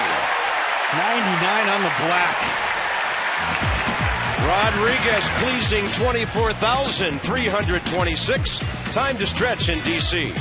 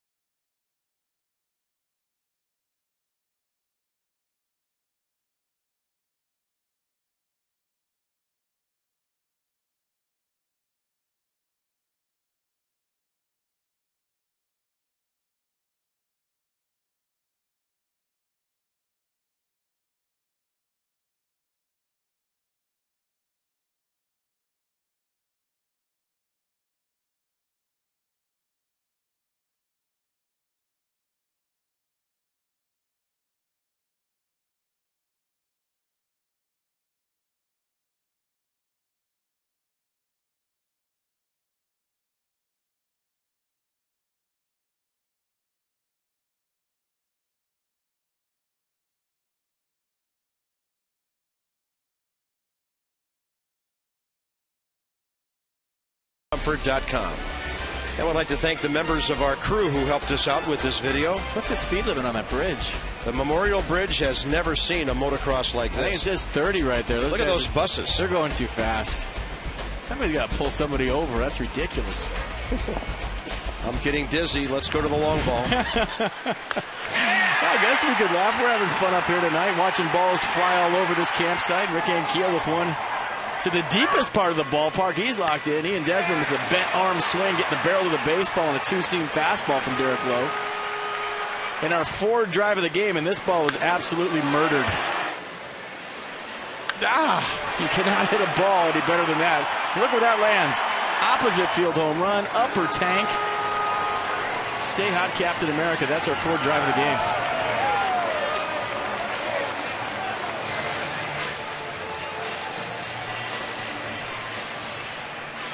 That's deeper into the Braves bullpen now. Desmond, Ramos, and Bixler in the seventh. And Scott Proctor makes another appearance tonight. Scoreless eighth inning last night. A fastball, slider, curveball, and an occasional change from Scott Proctor. Good to see Ian Desmond now collecting some RBIs. As we mentioned, 5 of them in the last 3 games. And his 3 tonight get him up to 31 on the year.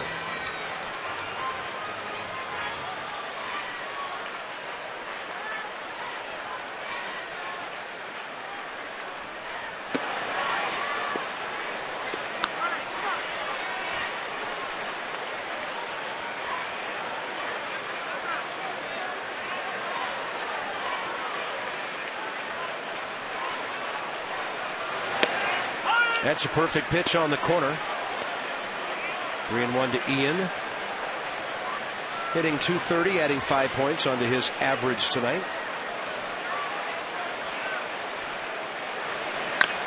Chopper over the mound. He's hustling. Here comes Ugla.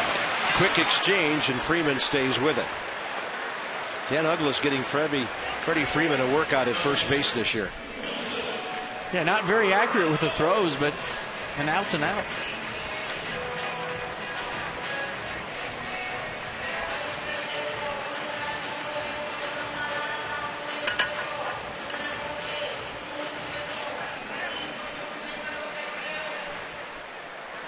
Ramos, another good night with a walk and a base hit. He is 6 for his last 10. I think you have to give Davey Johnson a little credit for getting Ian Desmond out of the 8-hole. They're hitting 7th now, and Wilson Ramos, to me, is better suited to hit 8. And you throw something up there, you just spin something up there off speed because he's hitting 8th, he'll do some damage. Now you got a hot Wilson Ramos hitting behind Ian Desmond. And Desmond saw some pitches to hit tonight. He's not up there seeing 3-1 changeups and 3-1 curveballs. He got some fastballs to hit. So sometimes little things like that, you got to give the manager credit for being creative with the lineup. Well, it doesn't seem to bother Ramos. He did have a walk last night. So batting 8th, he's been on base 3 times in this series. That is a hot shot over to Freeman. 2 outs. That'll bring in Brian Bixler with the bases empty. Potomac Nationals in action down there at Fitzner Stadium in Woodbridge, Virginia. A lot of creative promotions and all kinds of fun at the ballpark there. Give them a call at 703-590-2311. Tell them all, they'll tell you all about it, and tell them that Bob and FP wanted you to call them and ask for some ticket info, or go online at PotomacNationals.com. Fastball low to Brian Bixler.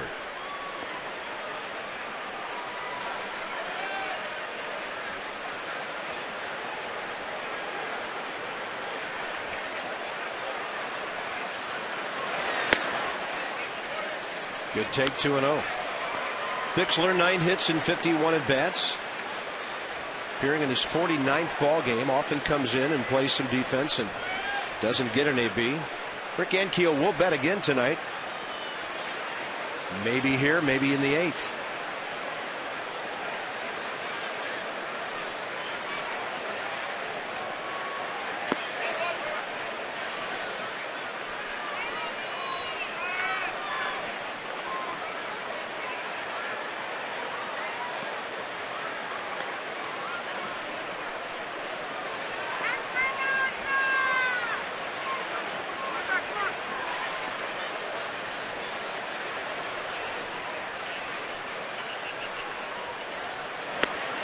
Brian taking all the way, 3-1.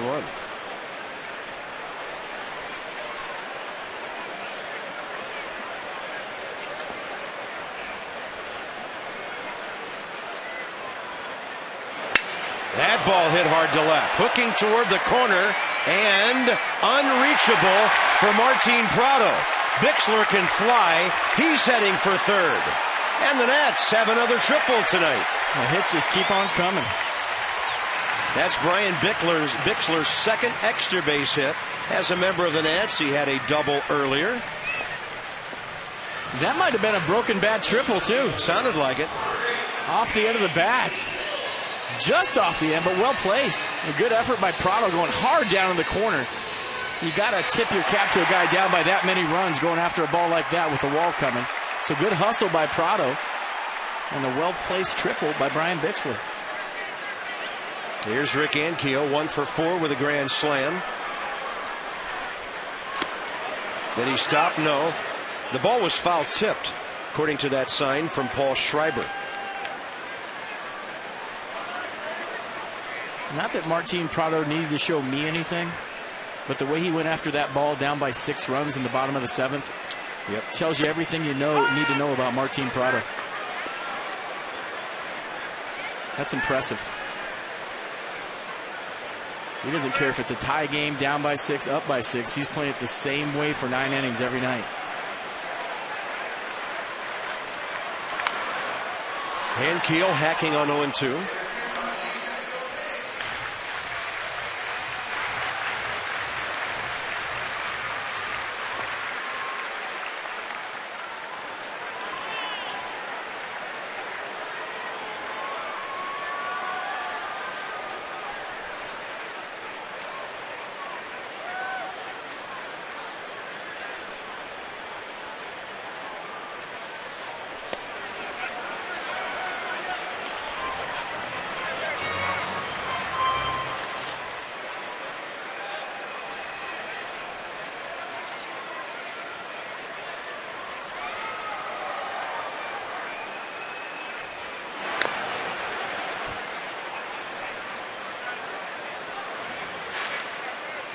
You just get the feeling with Rick Ankiel right now. He's seeing the ball so big. He just has a chance to run into one every single time he swings a bat.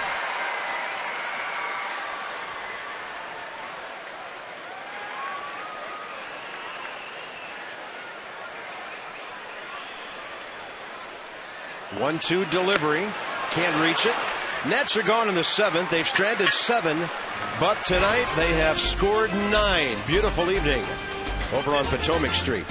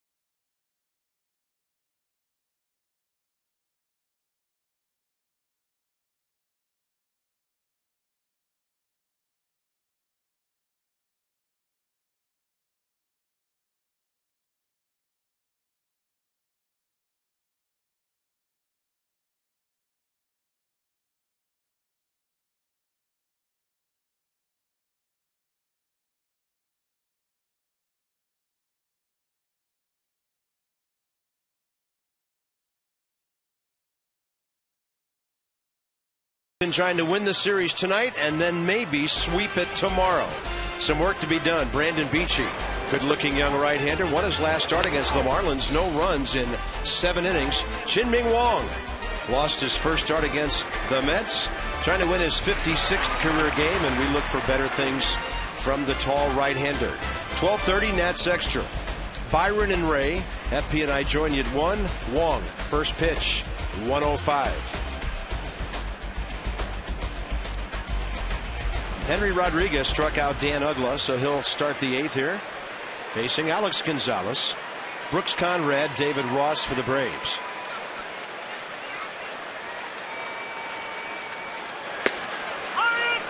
And Brandon Beachy's probably sitting in the Braves dugout or their clubhouse right now saying, go ahead, get all your hits tonight, boys. Get them all out of your system.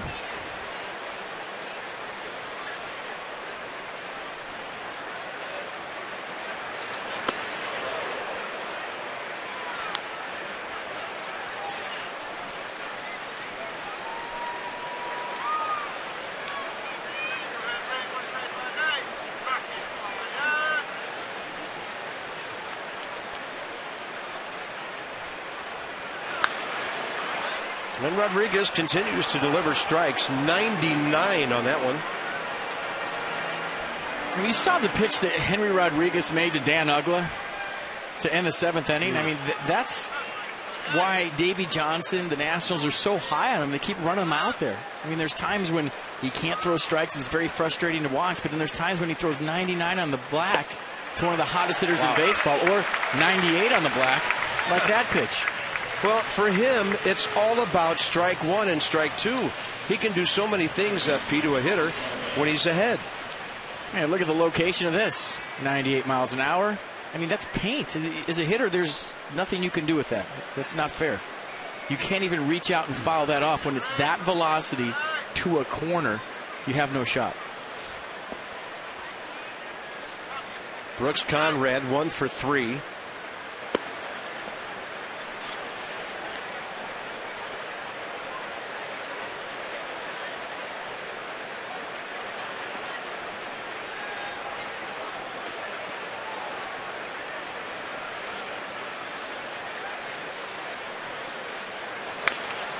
And a bouncer. This one misses the bag. So Michael has an easy play, and he gets it to Henry Rodriguez. 2 outs. Morris staying right with it. That'll bring in David Ross. Braves have only 2 hits now since the 5th inning. Came in succession against Lannon, both hitting bags to knock him out in the 7th. So far, so good. Henry Rodriguez, 4 consecutive outs.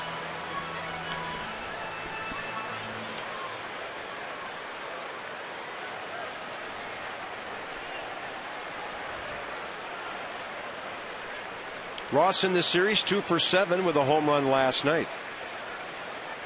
Nats were out hit last night 10-8, but won the ball game 5-3. And tonight they're doing it all offensively. That was a little tardy. So now the Nats have the game flow going for them. And it's brought to you by Hankook Tires. Be one with it. Hankook Tires.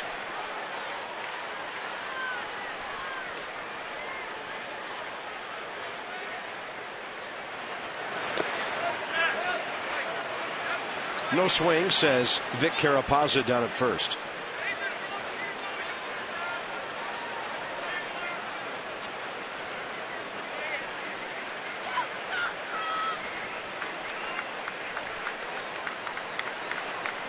Ho hum, Phillies have an early lead at Colorado, 2-0. Do they ever lose? As I mentioned, going for their 70th win tonight. The Red Sox started the night at 66. They're tied in their game with Cleveland. So there is some unbelievable baseball talent within this division. They have lost 39 times this year. So yes, they do. All right, so this is the 4th month. This is the 5th month of the season. So they average about 8 or 9 losses a month when you think about it that way. That's pretty good. The old Charlie goes home happy more nights than not, right? Yeah, I bet he tosses and turns every night wondering what his lineup's going to be for the next game. Stamp it. Davey Johnson has juggled things around lately and now getting very good results. You see Hunter Pence the other night? He went up there with a donut on his bat. I think all the Phillies should have to do that. This ball popped up. Foul ball, and Espinoza tells Morse he'll take it. Henry Rodriguez, 4 in a row. The outing we've been waiting for.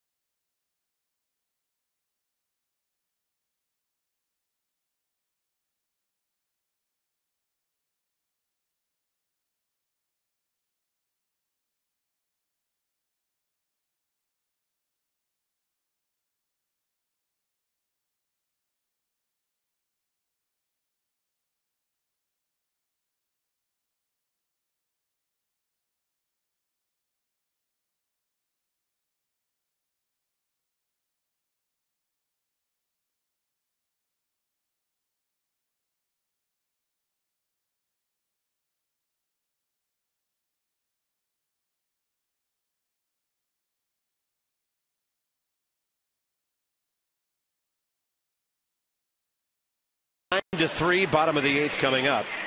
And don't miss out on Nationals action. Don't miss out on maximum access, including exclusive discussions with MASN broadcasters, just like MASN on Facebook at facebook.com/MASN Nationals, and you can't miss.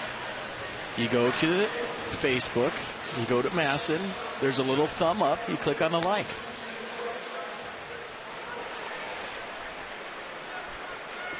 Somebody will like you back. Espinoza, Zimmerman, Morse for the Nats, bottom 8. Danny Espinoza, first multi-hit game in a while. Double, single, and as FP pointed out, could easily be 3 for 4 tonight. Got that big bat, he's made contact every time up. And that'll be popped up out behind the mound. Second baseman Ugla calls it.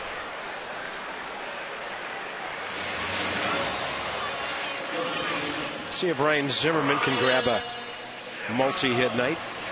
The guy on deck already has one. Oh, these are big at-bats. You talk about being up by 6 runs. Your team has 9 runs and 13 hits, but you don't want to give any at-bats away. And when you could turn a 1 for 4 into a 2 for 5, that is a fantastic evening individually. Not to mention Zimmerman a chance to get his batting average over 280. It's been a long climb for Ryan. And if you were paying attention in recent telecasts with him hitting, you might remember we said his career batting average coming into this year, 288. After going 292 and 307 the last 2 years. Good rip. Here's a guy who's ripped 8 of his last 14 games have been multi-hit games. And Michael Morse now has 32 games this year with more than a hit. And he's ripping up everything, including his uniform. Playing out of his uni.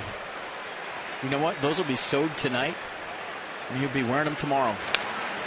Players are superstitious. Yeah. He's probably got about 5 pairs hanging in his locker, but guess what? Those have knocks in them. Mike Wallace and his guys will have that thing looking like a white tuxedo tomorrow. Absolutely.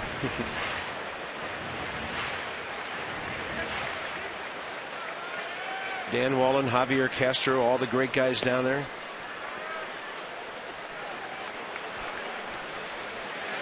Zimmerman gets jammed, and there's your 2 for 5. Nice. He is so strong.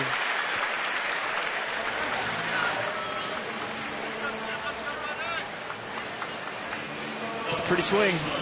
A big leg kick. But he's putting it down right where he picked it up. Sometimes the problem with the leg kick is you gain ground with it. Head down on the baseball, pulling his hands inside, forcing it up the middle. How does 282 sound to you for Ryan Zimmerman? Well, it sounds good to him. I know that. And here's Morris up at 317.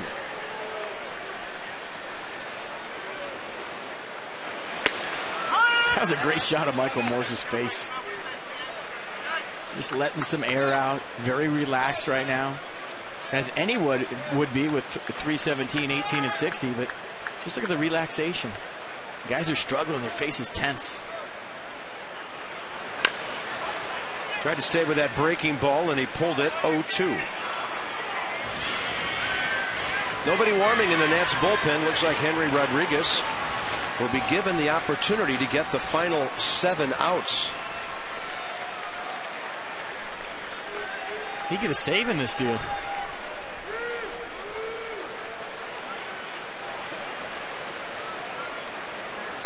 You go the last 3 innings, you get a save. Well, he came in 2 outs in the 7th, so he'd need 9 outs to do that. But I'll tell you what, for some of the struggles he's been through, we'll count it as one. We'd shake his hand as if he got one. I'll put it in my scorebook. All right. Give him a save. I can't read it anyhow. Big swing and a miss. Michael Morris is down for the 2nd out. Tonight's copyrighted telecast presented by authority of the Washington Nationals and may not be reproduced or retransmitted in any form, and the accounts and descriptions of this game may not be disseminated without the expressed written consent of the Washington Nationals.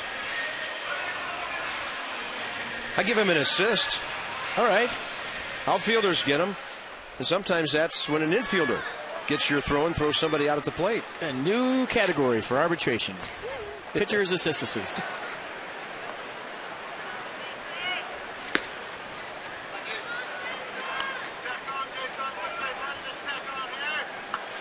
Well, basketball has assists, hockey has them, soccer has them. Baseball has them. Yeah. Usually on defense. Typical baseball, the assist is, comes on defense. Every other sport, it's offense. Just shows you how important defense is. I want to see Henry Rodriguez hit. He is 0 for 1 this year.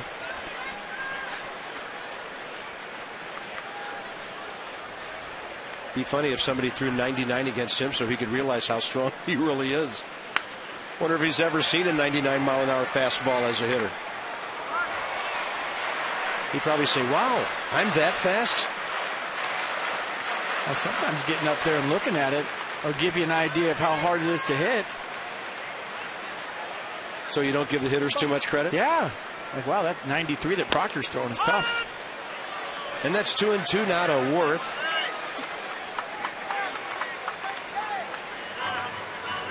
Jason, 2 hits tonight. Joining Espinoza, Zimmerman, Morse, Desmond, all with multi-hit games. Jason will reach out and tap that one down to Dan Ugla. Well, if that's it, the Nats had a great offensive night. 9 runs on 14 hits, and now the defense trying to nail it down.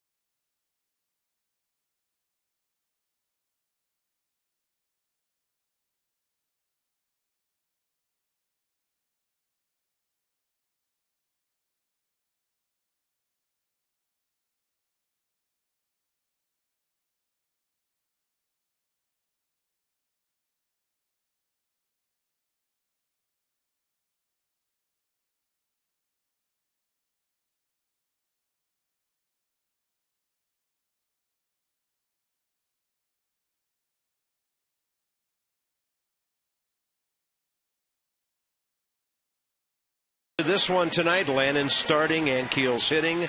The multi-hit games from the guys in the middle. And right now, the final chapter to be written. 3 more outs for Henry Rodriguez in what could be one of the longest outings, certainly as a Nat and in his major league career.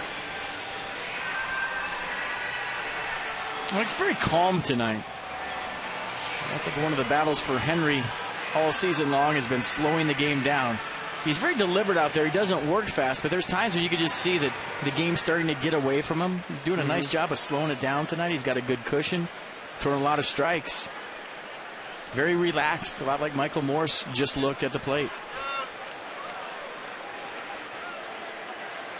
Jose Constanza, the hitter.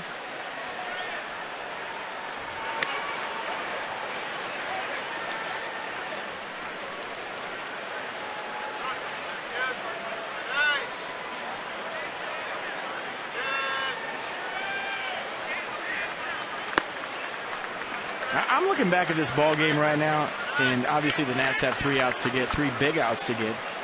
When you look at the 4th inning and you go to Johnny Gomes at bat, he started that rally up, but he took a nasty 3-1 slider from Derek Lowe. A pitch that looked like it was going to be a strike. Every bit of the way, broke at the last second. I thought, right there, you get the leadoff guy on, the Nats are in business. And by the way, they were down 3-1 at the time. And Jason Worth made an out. He grounded out to second base to start that inning, but they got somebody on, and that was a really good at-bat and started the rally. Desmond followed with a single, Ramos with a single. John Lannon had his 5th RBI in his last 10 at-bats, staying locked in with a little fielder's choice. And then Rick Ankiel with a big grand slam.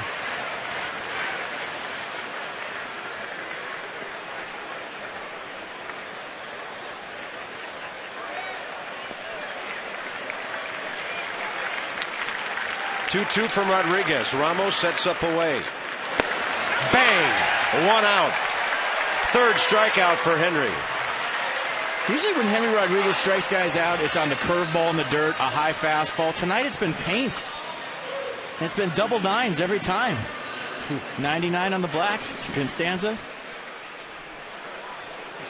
Nothing you can do with that. Eric Hinske, 7 for 32, 2 homers, 6 ribbies as a pinch hitter this year. Takes that role for the Braves here in the 9th. He can hit a fastball.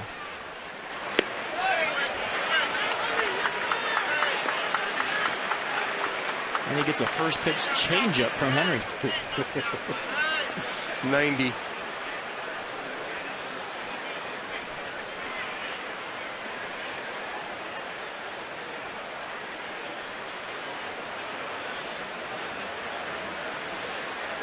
Very productive part-time player for the Braves. A lot of big pinch hits, and you talk about the limited role that Hinske's had. 256, 10 home runs. That's a good guy to have on your bench. You get a big hit late in the game.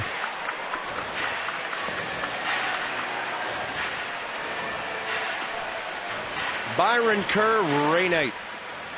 Waiting for Nats Extra. We hope you are too. I have a couple things to talk about.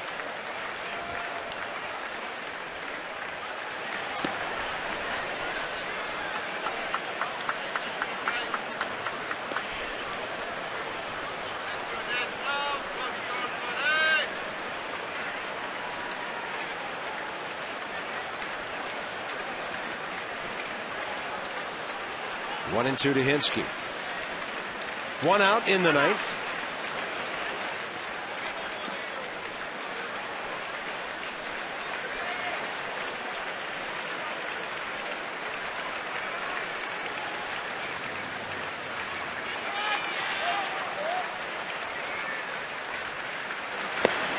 Wow, it is Powder River on the banks of the Anacostia right now. Triple digits. How about 6 batters, 4 down on strikes? 100 miles an hour on the fastball to Eric Hinske.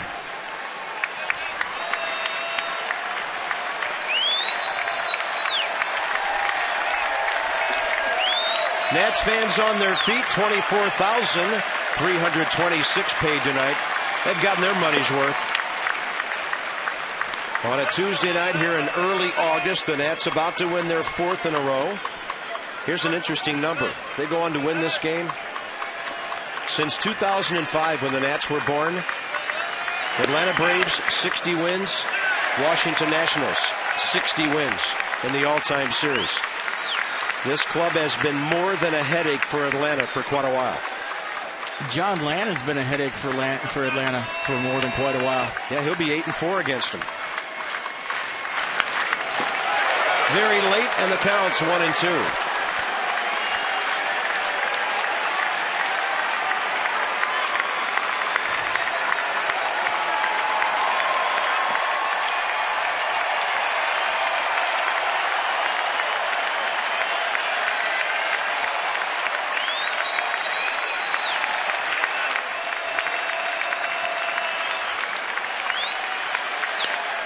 Line drive, and look at Michael Bourne getting a bat on the ball. He'll be 2 for 5 tonight, so he delays the handshaking for a moment. Next up will be Martin Prado. That's a pretty good at bat by a veteran hitter right there. Yeah, not giving one away. By the way, the Mets lead the Marlins 3-2 in the 8th inning in New York, so the Nats could gain a game on Florida. And the Phillies lead 4-0 at Colorado as we wrap up the East tonight. Prado is 1 for 4, base hit off the second base bag last time, and that's a strike.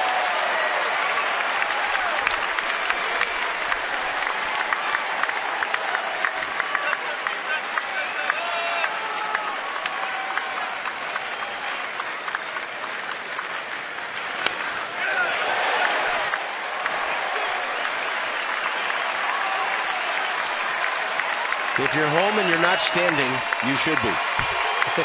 Come on, join the 24,000 here. Everybody having a fun night at the ballpark. This is how you build something at home with games like this.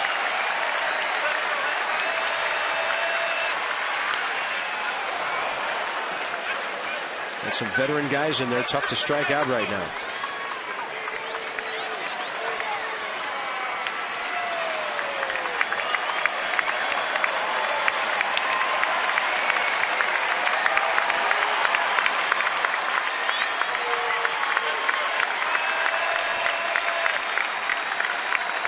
Target in. Looked like the ball was right over the plate. It just wasn't where Ramos was set up. Might have been a hair low. Now throw it there again.